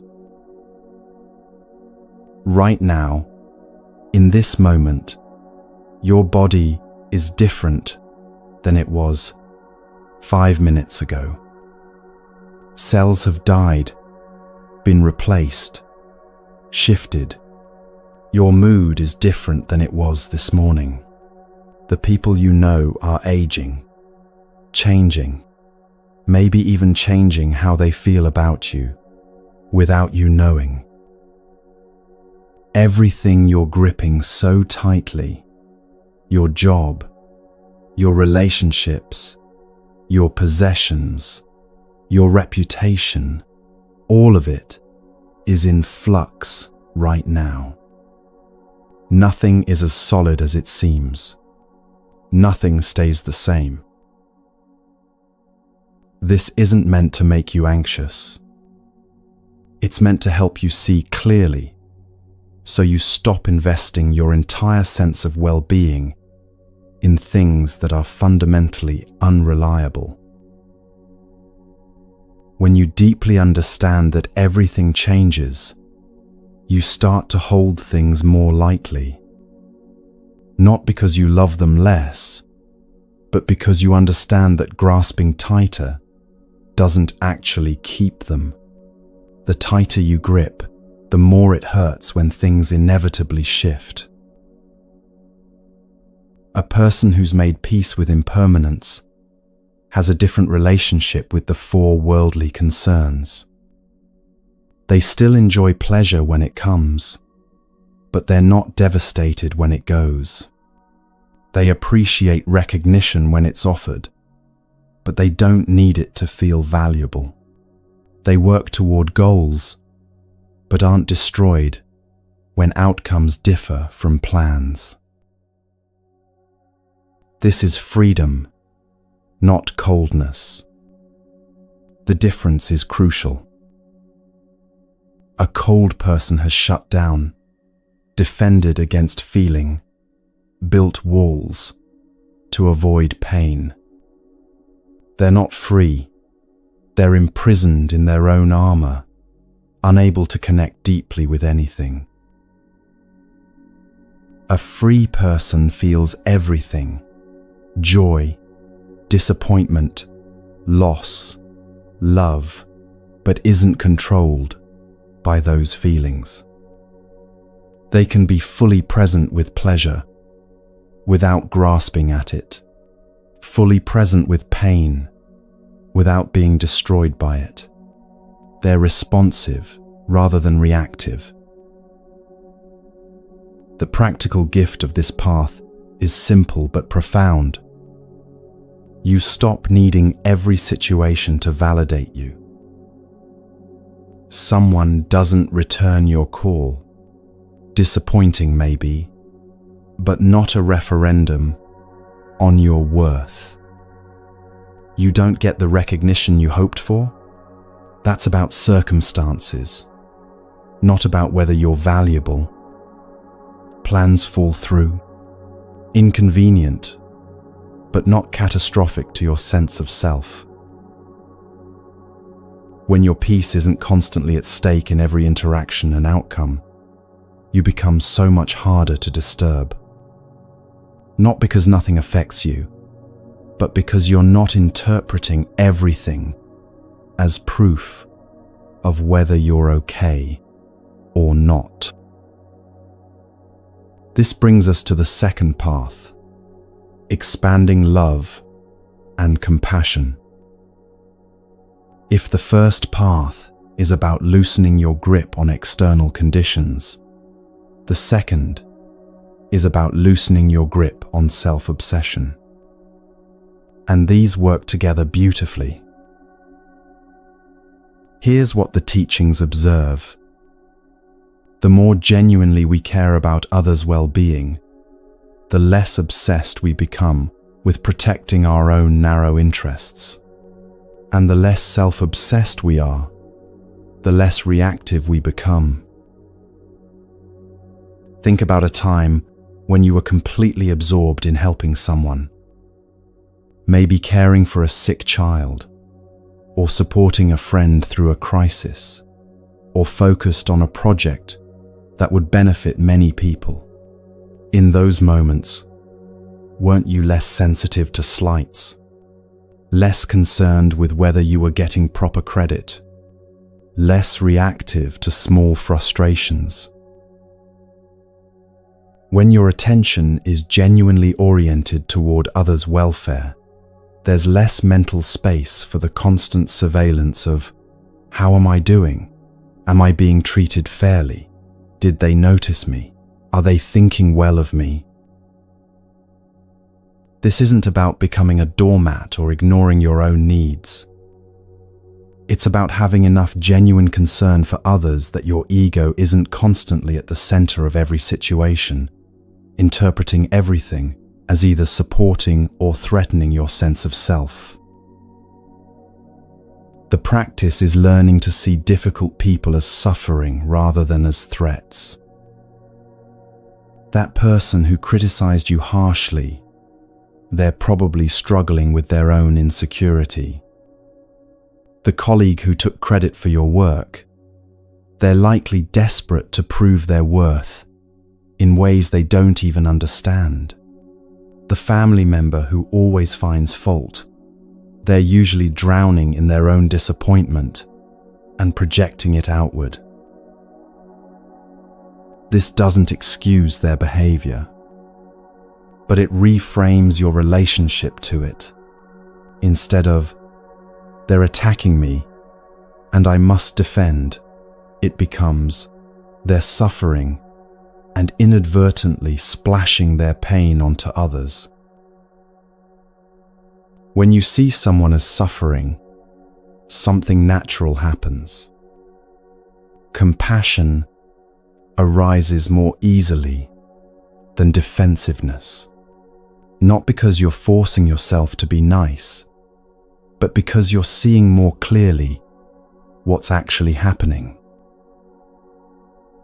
There's a therapeutic truth here that changes everything when you really understand it.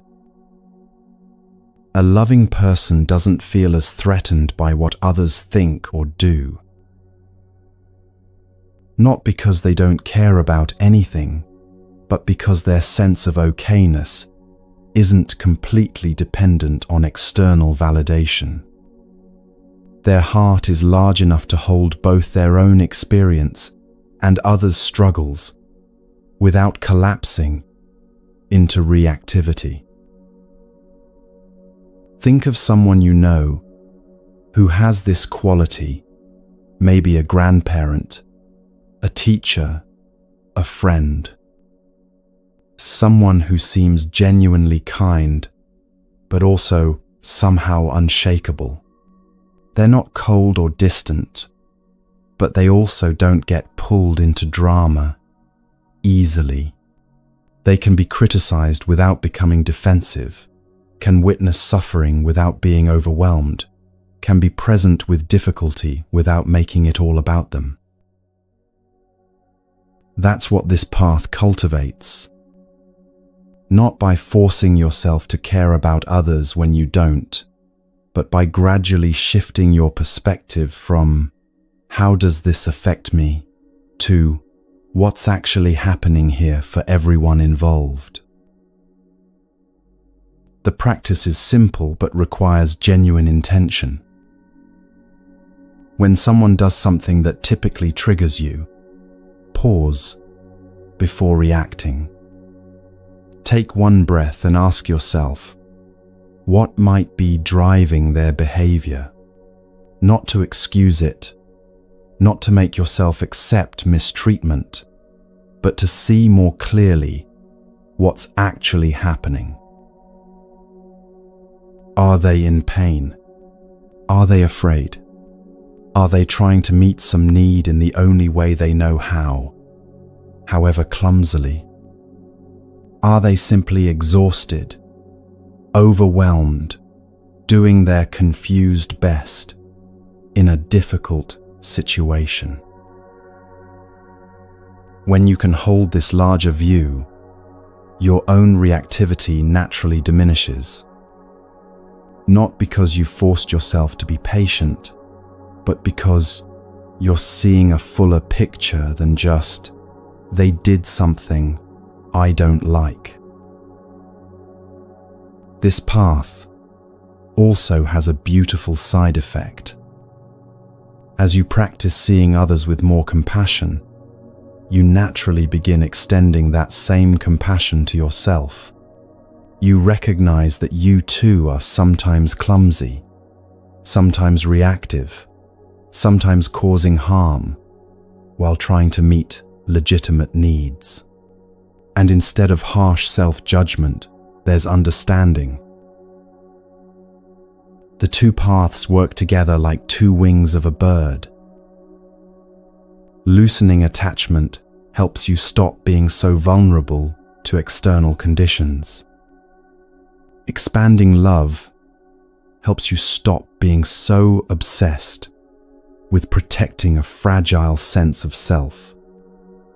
Together, they create a kind of resilience that isn't about becoming hard, but about becoming spacious enough to hold whatever arises. When you're less attached to outcomes and less obsessed with self-protection, what's left?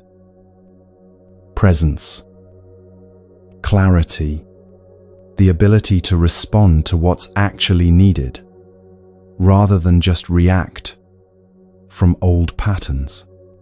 The capacity to stay grounded when people around you are losing their ground. You can love fully without needing people to be different than they are. You can work toward goals without being destroyed when results differ from expectations. You can experience disappointment without interpreting it as proof that something's fundamentally wrong with you or your life. This is what reducing reactivity actually looks like. Not becoming numb or disconnected, but becoming free. Free from the exhausting work of trying to control everything. Free from taking everything personally. Free to be present with life as it actually is, rather than constantly at war with how it isn't what you expected. Both paths require practice. You won't transform overnight from someone who's easily disturbed to someone who's unshakable, but you can start today. Today, you can notice when you're gripping too tightly to some outcome and consciously relax your grip a little. You can remind yourself that whatever you're so worried about is impermanent anyway, including your worry about it. Today, you can practice seeing one difficult person with more compassion. Not excusing their behavior, but recognizing they're struggling just like you struggle, confused just like you're confused, trying to be okay in the only ways they know how. Small practices, done consistently, change the shape of your mind over time. Slowly, you notice you're less reactive than you used to be. Situations that would have consumed you for days now barely register. People who used to push all your buttons somehow have less power over your inner state. Not because you've become cold, but because you've become free. Free to choose your response, rather than being hijacked by reaction. Free to stay present with what is, rather than constantly fighting with what isn't. These two paths letting go, and opening up, they work together like two wings. And with both wings functioning, you begin to fly above the turbulence that used to ground you completely. Still present, still engaged, still caring about outcomes and people, but no longer trapped in reactivity, no longer at the mercy of circumstances, no longer needing everything to be different than it is just so you can feel okay. That's the freedom these two paths offer. And it's available, bit by bit, to anyone willing to practice.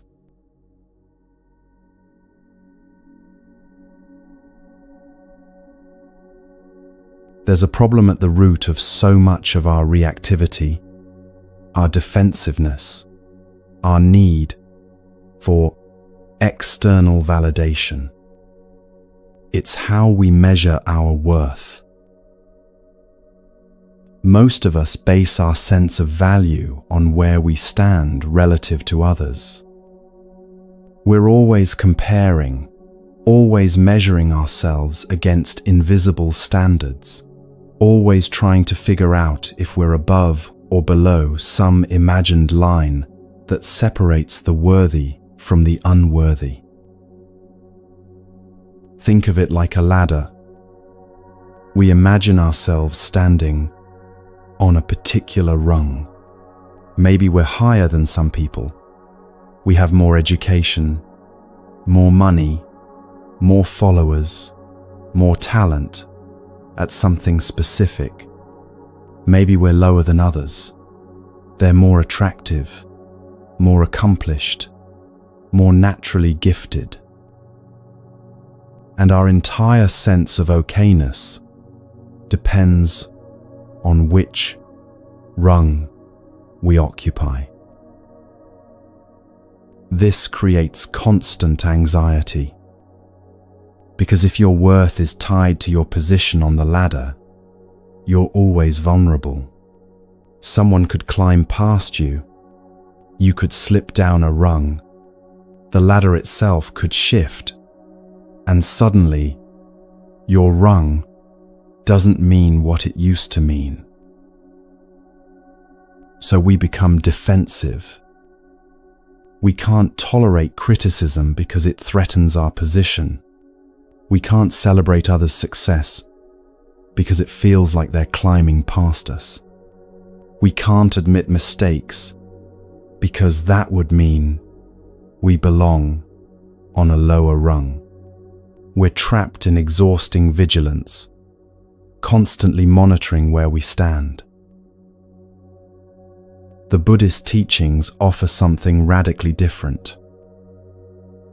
They suggest that instead of identifying with your current position, your achievements, your status, your qualities compared to others, you identify with your capacity for change. This sounds abstract until you understand what it means practically. Every human being, regardless of where they currently are in life, has 3 innate capacities that can't be taken away. These aren't things you have to earn or prove. They're built into the nature of consciousness itself. The first capacity is the ability to purify, to let go of negative patterns.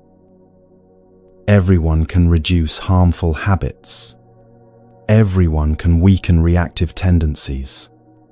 Everyone can release grudges, soften defensiveness, transform anger into understanding.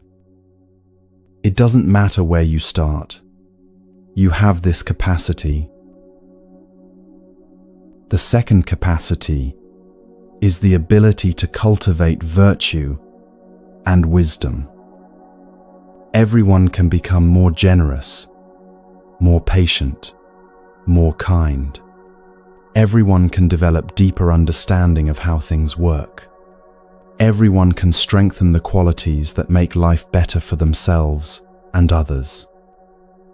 This capacity exists in you right now, regardless of how much you've developed it so far. The third capacity is the ability to benefit others. Everyone has something to offer.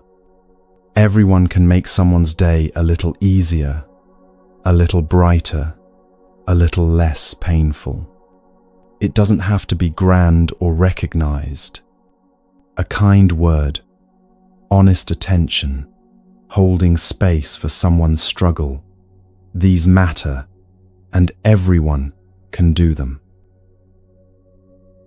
Now here's what changes when you identify with these capacities instead of your current position. If your worth is tied to being successful, then failure threatens your entire sense of self. But if your worth is tied to your capacity to grow from both success and failure, then nothing threatens you fundamentally. You're not worried about defending what you've achieved because you're focused on continuing to develop. If your worth is tied to being smart, then looking foolish feels devastating. But if your worth is tied to your capacity to learn, then mistakes become valuable information rather than shameful failures. If your worth is tied to being admired, then criticism feels like an attack on your very existence. But if your worth is tied to your capacity to refine your character, then criticism becomes useful feedback rather than existential threat. The shift is from "I am successful" or "I am unsuccessful" to "I am growing." From "I am smart" or "I am stupid" to "I am learning."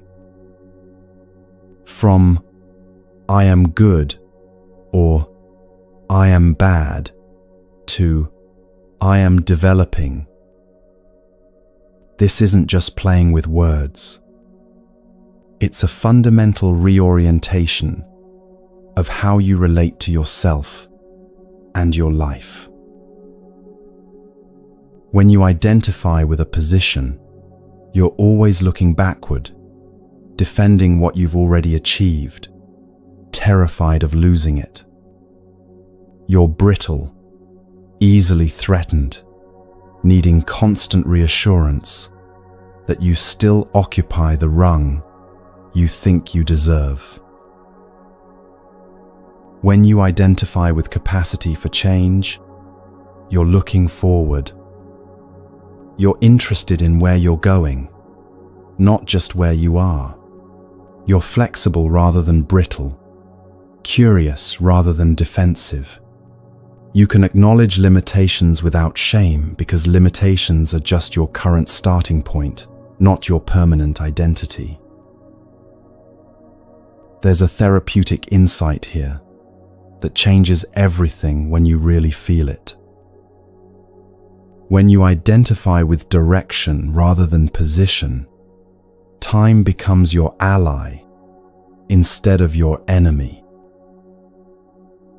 Think about that for a moment. If your worth depends on your current state, how you look right now, what you've achieved so far, where you stand compared to others today, then time is terrifying. You're getting older. Your looks will fade. Younger people will surpass you.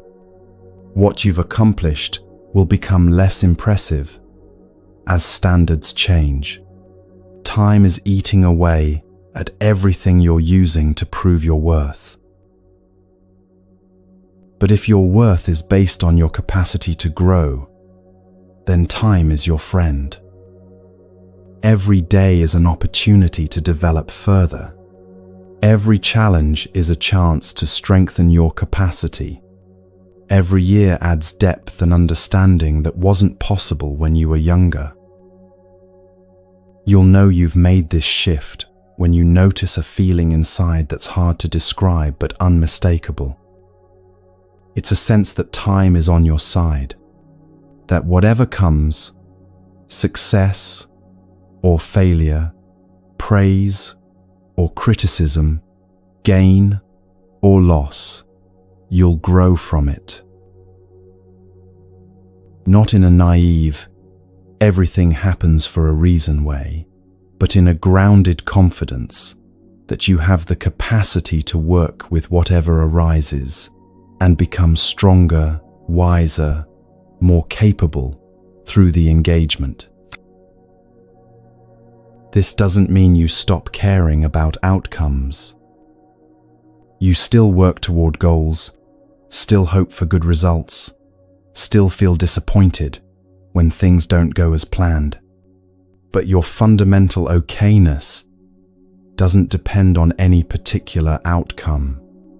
You're okay because you're growing, regardless of whether this specific situation worked out the way you wanted. The practical difference this makes in daily life is enormous. Someone criticizes your work. Instead of defending or attacking back, you can actually listen. Is there something useful here? Even if the delivery was harsh, is there a kernel of truth that could help you develop? You don't get the promotion you wanted. Instead of spiraling into, I'm not good enough, you can ask, what can I learn from this? What capacity can I develop that will serve me regardless of which organization I'm in? A relationship ends. Instead of feeling like a failure, you can recognize, this is painful, and also I'm learning something about myself, about relationships, about what I need to work on for any future connection to thrive. None of this makes difficult things easy. It doesn't erase pain or disappointment, but it prevents you from adding an extra layer of suffering on top, the layer that says, this outcome means something terrible about my fundamental worth as a person. You're not defending a position anymore. You're cultivating capacity, and that subtle shift changes everything about how you move through the world. Understanding patience is valuable. Building genuine self-worth is crucial. But transformation requires actual practice, and practice needs to be balanced. Many people who begin spiritual practice make the same mistake. They find one thing that works for them, one technique, one approach, one aspect of practice, and they focus on that exclusively. It makes sense. We naturally gravitate toward what feels effective, what gives us results we can feel. But the teachers warn against this, because development isn't one-dimensional. It's like trying to build a strong body by only training your legs. You'll have powerful legs, sure, but you'll still be unbalanced, vulnerable, incomplete. The Buddhist tradition describes 4 essential pillars that need to develop together. Think of them as 4 legs of a table. If one is much shorter than the others, the whole thing tips over. The first pillar is calm, what's called shamatha in the traditional language. This is cultivating the ability to settle your mind, to concentrate, to find peace, even when circumstances are chaotic. It's what most people think of when they hear meditation, learning to be present, to not be completely swept away by every thought and emotion. This pillar is crucial. Without some ability to calm the mind, you're constantly at the mercy of your own mental chaos. You can't think clearly, can't respond wisely, can't access the deeper understanding that's available when the surface waves settle. But calm alone isn't enough. You can be very peaceful, very concentrated, very skilled at quieting your mind, and still be cold, closed off, unable to connect with others. You can meditate for hours and still be selfish in how you live. That's why the second pillar is essential: love and compassion. Opening the heart, developing genuine care for others' well-being, softening the constant self-obsession that narrows our world down to just our own concerns. This pillar transforms how you relate to everyone and everything. It's what prevents spiritual practice from becoming just another form of self-improvement, another way to feel superior. When your heart opens, the whole project shifts from "how can I get what I want" to "how can I be of benefit?" But love without wisdom can be naive, even harmful. You can care deeply about others and still enable their destructive patterns. You can be compassionate, but lack the discernment to know what actually helps versus what just feels good to give.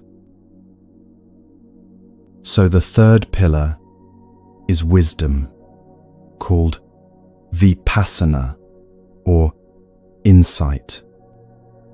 This is seeing reality clearly, understanding how things actually work rather than how we wish they worked, recognizing impermanence, seeing through the illusions we create, understanding the patterns that create suffering and the patterns that create peace.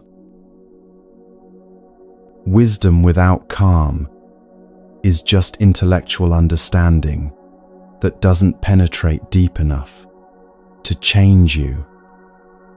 Wisdom without compassion becomes cold analysis that doesn't care about the human beings caught in these patterns.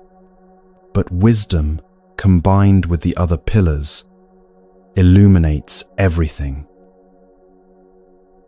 And then there's the fourth pillar, which people often overlook because it's less obviously spiritual. It's virtue, ethics, how you actually live your daily life when no one's watching. This means cultivating integrity in your actions and words. Being generous, not just when it's easy, but when it costs you something. Being honest even when lying would be more convenient. Keeping commitments, not using people. Taking responsibility for harm you've caused. Virtue is the pillar that grounds everything else in reality. You can be calm, loving, and wise in meditation, but if your daily life is chaotic, selfish, and dishonest, the other three pillars are just performance. How you treat the cashier at the grocery store matters more than how peaceful you feel in meditation. When all four pillars develop together, something extraordinary happens. The calm you cultivate makes space for compassion to arise naturally. The compassion motivates you to develop wisdom so you can help more skillfully. The wisdom shows you why virtue matters and how to live it. The virtue strengthens your calm because you're not carrying guilt and secrets that disturb your peace. They support each other, amplify each other, create a kind of synergy where developing one helps the others grow. It's like a meal that has protein, vegetables, grains, and water. Each element is valuable on its own, but together they provide complete nourishment in a way that any single element alone cannot. Most people unconsciously gravitate toward one or two pillars and neglect the others. Some focus entirely on calm, spending hours in meditation, but remaining emotionally closed and unable to connect with others. Their practice becomes an escape rather than engagement. Some emphasize love and compassion, but avoid the difficult work of actually calming their minds or examining their beliefs. They care a lot, but stay reactive, still caught in old patterns. Some pursue wisdom, studying extensively, understanding teachings intellectually, but without the other pillars. It's just information that doesn't transform them. They can explain Buddhism perfectly while remaining impatient, selfish, and reactive. And some focus on virtue, being very good, very moral, very disciplined, but without developing inner peace or wisdom. It's rigid and joyless, driven by fear rather than genuine understanding. The balance path requires honest assessment. Which pillar have you been emphasizing? Which have you been avoiding? Often, the one we avoid is the one we most need. The pillar that feels least natural, least comfortable, least interesting, that's usually where our greatest growth lies. This is where having a mentor or guide becomes invaluable. Someone who knows the path, can see your blind spots, can point out where you're avoiding difficulty, by staying with what's comfortable, can offer the specific guidance that would most benefit your particular situation. It doesn't have to be constant contact or intensive supervision. Even occasional check-ins, every few months, maybe, can provide the course corrections that keep your practice balanced and effective. A small adjustment early saves years of wandering in circles. The goal isn't perfection in all four pillars. It's ongoing development in all four directions. Always working on something in each area, even if progress is slower in the pillars that challenge you most. Because when all four develop together, transformation becomes possible in a way it simply isn't when we only focus on what comes naturally or what feels good. We become more complete human beings, calm and passionate, wise and caring, internally developed and externally responsible. That completeness is what patience ultimately looks like when it's fully embodied. Not just the ability to tolerate difficulty, but the capacity to remain grounded, clear-hearted, and responsive regardless of what arises. And that capacity emerges from balanced practice sustained over time.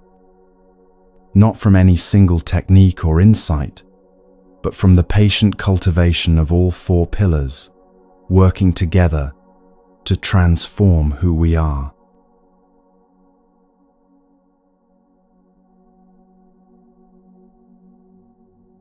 We've explored 3 types of patience, 2 paths to reduce reactivity, the importance of genuine self-worth, and the 4 pillars of balanced practice.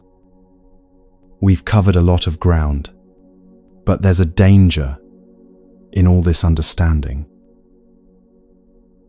The danger is thinking that understanding is enough, that knowing about patience is the same as being patient, that agreeing with these teachings intellectually means they've actually changed how we live.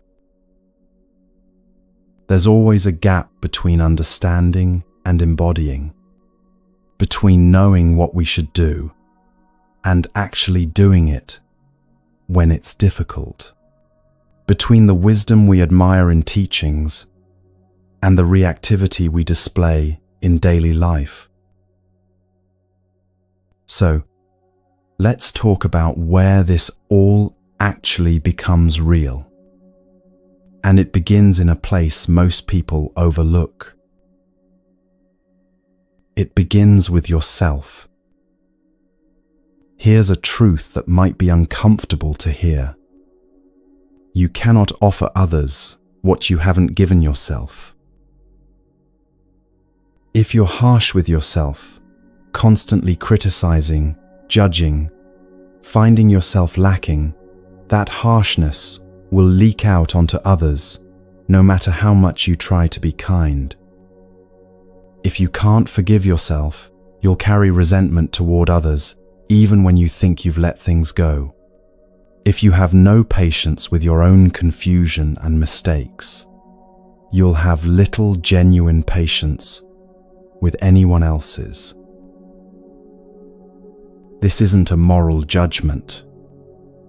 It's just how it works. We relate to others through the lens of how we relate to ourselves. Think about someone you know who's constantly self-critical. Notice how they often end up being critical of others too, even when they're trying not to be. The internal harshness finds external targets. It has to go somewhere. Or, think about someone who's genuinely kind to themselves, not in a narcissistic way, but with real self-compassion. Notice how that kindness extends naturally to others. They don't have to force it or fake it. It flows from the inside out. So patience with yourself isn't self-indulgence. It's not making excuses or avoiding responsibility. It's the foundation for being able to extend genuine patience to anyone else. Self-forgiveness is particularly crucial. Most of us carry a backpack full of things we haven't forgiven ourselves for. Things we said in anger years ago. Opportunities we wasted. People we hurt. Sometimes accidentally. Sometimes when we knew better, but did it anyway. Times we were weak, when we wanted to be strong, or selfish, when we wanted to be generous. And we replay these moments, judging ourselves, convinced that if we just feel bad enough about it, somehow that makes it right. But it doesn't. The past doesn't change no matter how much guilt we carry. All that happens is we become people who are simultaneously trying to grow while dragging the weight of unforgiving self-judgment. Here's what happens when you truly forgive yourself. First, you have to face what you did, honestly. Not minimize it not make excuses, but see it clearly. Yes, I did that. It caused harm. It wasn't my finest moment. This is harder than it sounds because we're usually either defending ourselves or drowning in shame, rarely just seeing clearly. Then you have to understand the conditions that led to it. You were confused, or scared, or overwhelmed, or simply less developed than you are now. This isn't excusing it. The harm still happened, but it's recognizing that you weren't a villain. You were a confused person, making choices from limited understanding. Finally, you have to make the decision to release it. Not forget it. The memory can inform how you choose differently going forward. But release the constant self-punishment, the belief that you should suffer forever for past mistakes. When you can do this with yourself, forgiving others becomes possible. Not automatic or easy, but possible in a way it simply isn't when you're still carrying unforgiving judgment toward yourself. Because here's what you discover through deep honesty with yourself. You see how easily your own emotions hijack you, how you can be calm one moment and completely reactive the next, how good intentions don't always translate into skillful actions, how you hurt people sometimes not from malice but from your own pain, your own confusion, your own clumsy attempts to protect yourself or get what you need.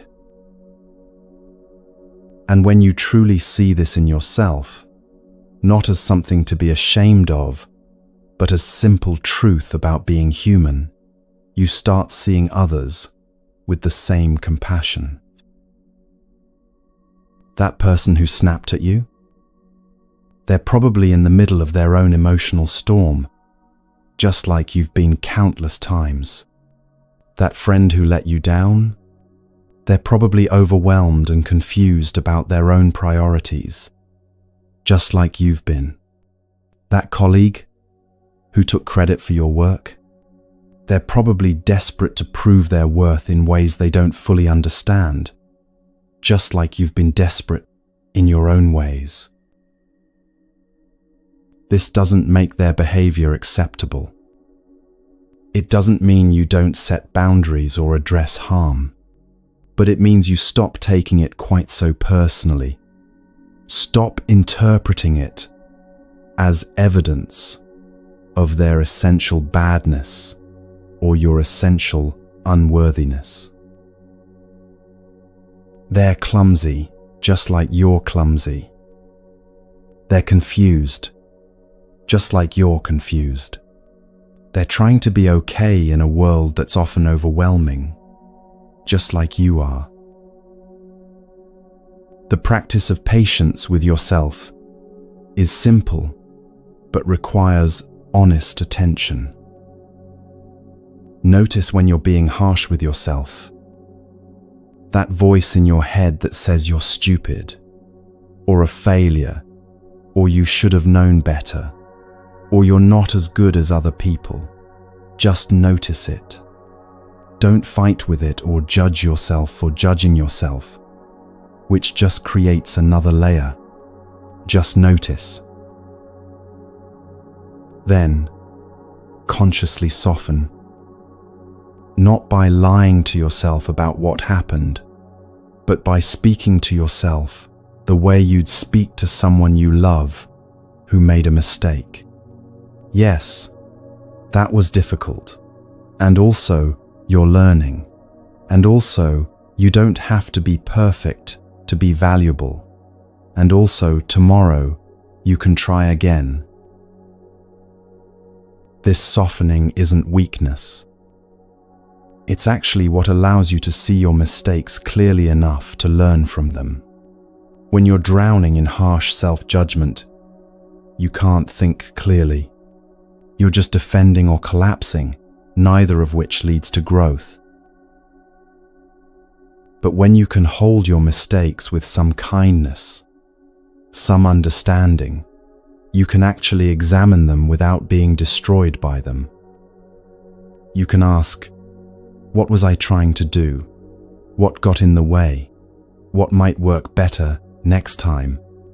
Questions like these only become accessible when you've stopped beating yourself up long enough to think clearly. This is where patience really begins. Not with grand gestures toward others, but with small moments of self-compassion when you've fallen short of who you want to be. Now, understanding all of this intellectually is valuable. But intellectual understanding alone doesn't change anything. The real work is in the gap between knowing and doing. We've all had this experience. You hear a teaching that moves you, that makes perfect sense, that feels like exactly what you need. You're inspired. You understand clearly. You're certain this will change how you live. And then 2 days later, you're right back in your old patterns, reacting the same way you always have, as if you'd never heard the teaching at all. This is normal. This is how transformation actually works. It's not dramatic and instant, despite what we might hope. Real change comes from small, consistent practice over time.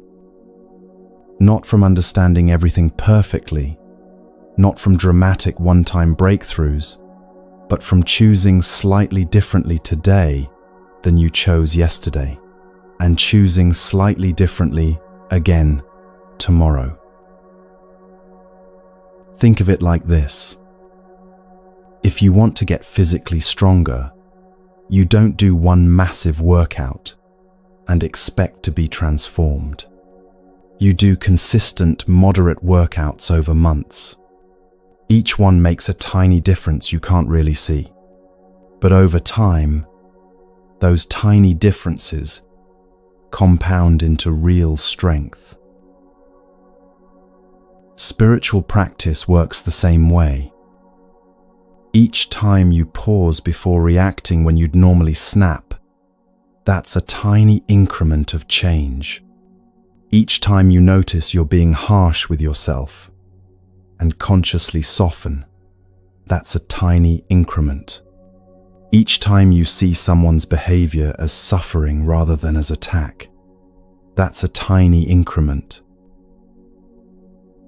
None of these moments feels particularly significant, but they accumulate, and 6 months from now, you'll look back and realize you're responding to life differently than you used to, without quite knowing when the shift happened.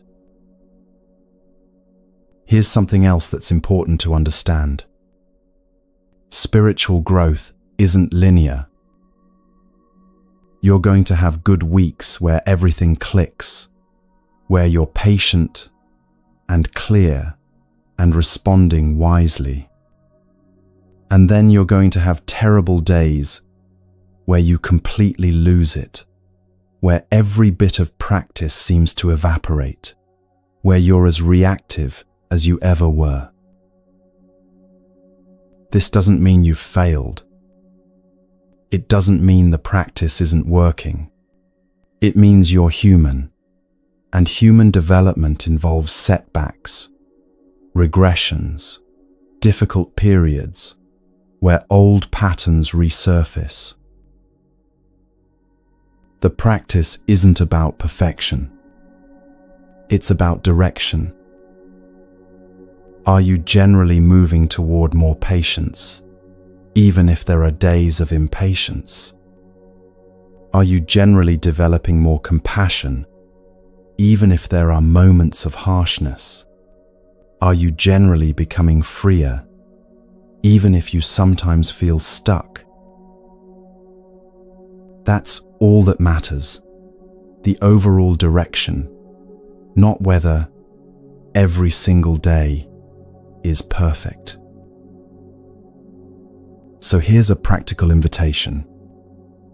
Not something you have to do, just something to consider if you want this teaching to move from your head into your life. For the next week, choose one practice. Just one, not 10 things to remember, not a complete transformation of your life, just one small thing to work with. Maybe it's noticing when you're resisting reality, catching yourself in that "this shouldn't be happening" thought, and pausing to recognize, but it is happening, so what now? Or maybe it's pausing before reacting when someone tests you. Just one conscious breath between trigger and response, one moment where you remember you have a choice about how to engage. Maybe it's practicing impermanence contemplation once daily, taking 5 minutes to simply notice everything is changing right now, including this situation I'm so worried about, including these feelings I'm having, including this very breath. Or maybe it's cultivating compassion for one difficult person, not trying to like them or excuse their behavior, just practicing seeing them as confused and suffering rather than as your enemy. Pick one, whichever one calls to you, or whichever one feels most needed in your life right now. And for 7 days, just work with that one thing. Not perfectly, you'll forget, you'll mess up, you'll have days where you don't do it at all. That's fine. Just keep coming back to it when you remember. That's the practice. Not doing it perfectly, but returning to it. Because here's what happens with consistent small practice. It stops being something you do and starts being how you are. It integrates. It becomes natural rather than forced. At first, pausing before you react requires enormous conscious effort. You have to catch yourself, remind yourself, deliberately choose differently. It's exhausting. But after doing it 100 times, it starts happening automatically. You find yourself pausing without having to force it. Your nervous system has learned a new pattern. The teaching has moved from concept into embodied reality. That's the goal here. Not to know about patience, but to be patient. Not to understand these teachings intellectually, but to have them living in your body, your responses, your automatic reactions. And that only happens through practice. Small, consistent, imperfect practice over time. One more thing worth saying as we close this exploration. Every moment is a fresh start. You don't have to carry everything you did yesterday into today. You don't have to let this morning's reactivity define this afternoon. You don't have to wait for some perfect moment when conditions are ideal before you start practicing. Right now, this moment is available for a different choice. You can pause before reacting right now. You can soften your harshness with yourself right now. You can see someone with compassion right now. Not tomorrow when you're feeling more together. Not next week when you have more time. Not someday when you've read more or meditated more or become a better person. Right now, exactly as you are, with all your confusion and imperfection. That's actually liberating when you let it sink in. You don't have to wait. You don't have to be different than you are before you can start practicing. You can start from exactly where you are, which is the only place you ever actually start from anyway. So the teaching becomes real, not through understanding everything, not through having profound insights, not through becoming perfect. It becomes real through small moments of choosing differently, through pausing when you'd normally react, through softening when you'd normally harden, through staying present when you'd normally escape. These small moments are how patience moves from concept into reality, from something you know about into something you are. And that transformation, quiet, gradual, built from countless small choices, is what actually changes your life.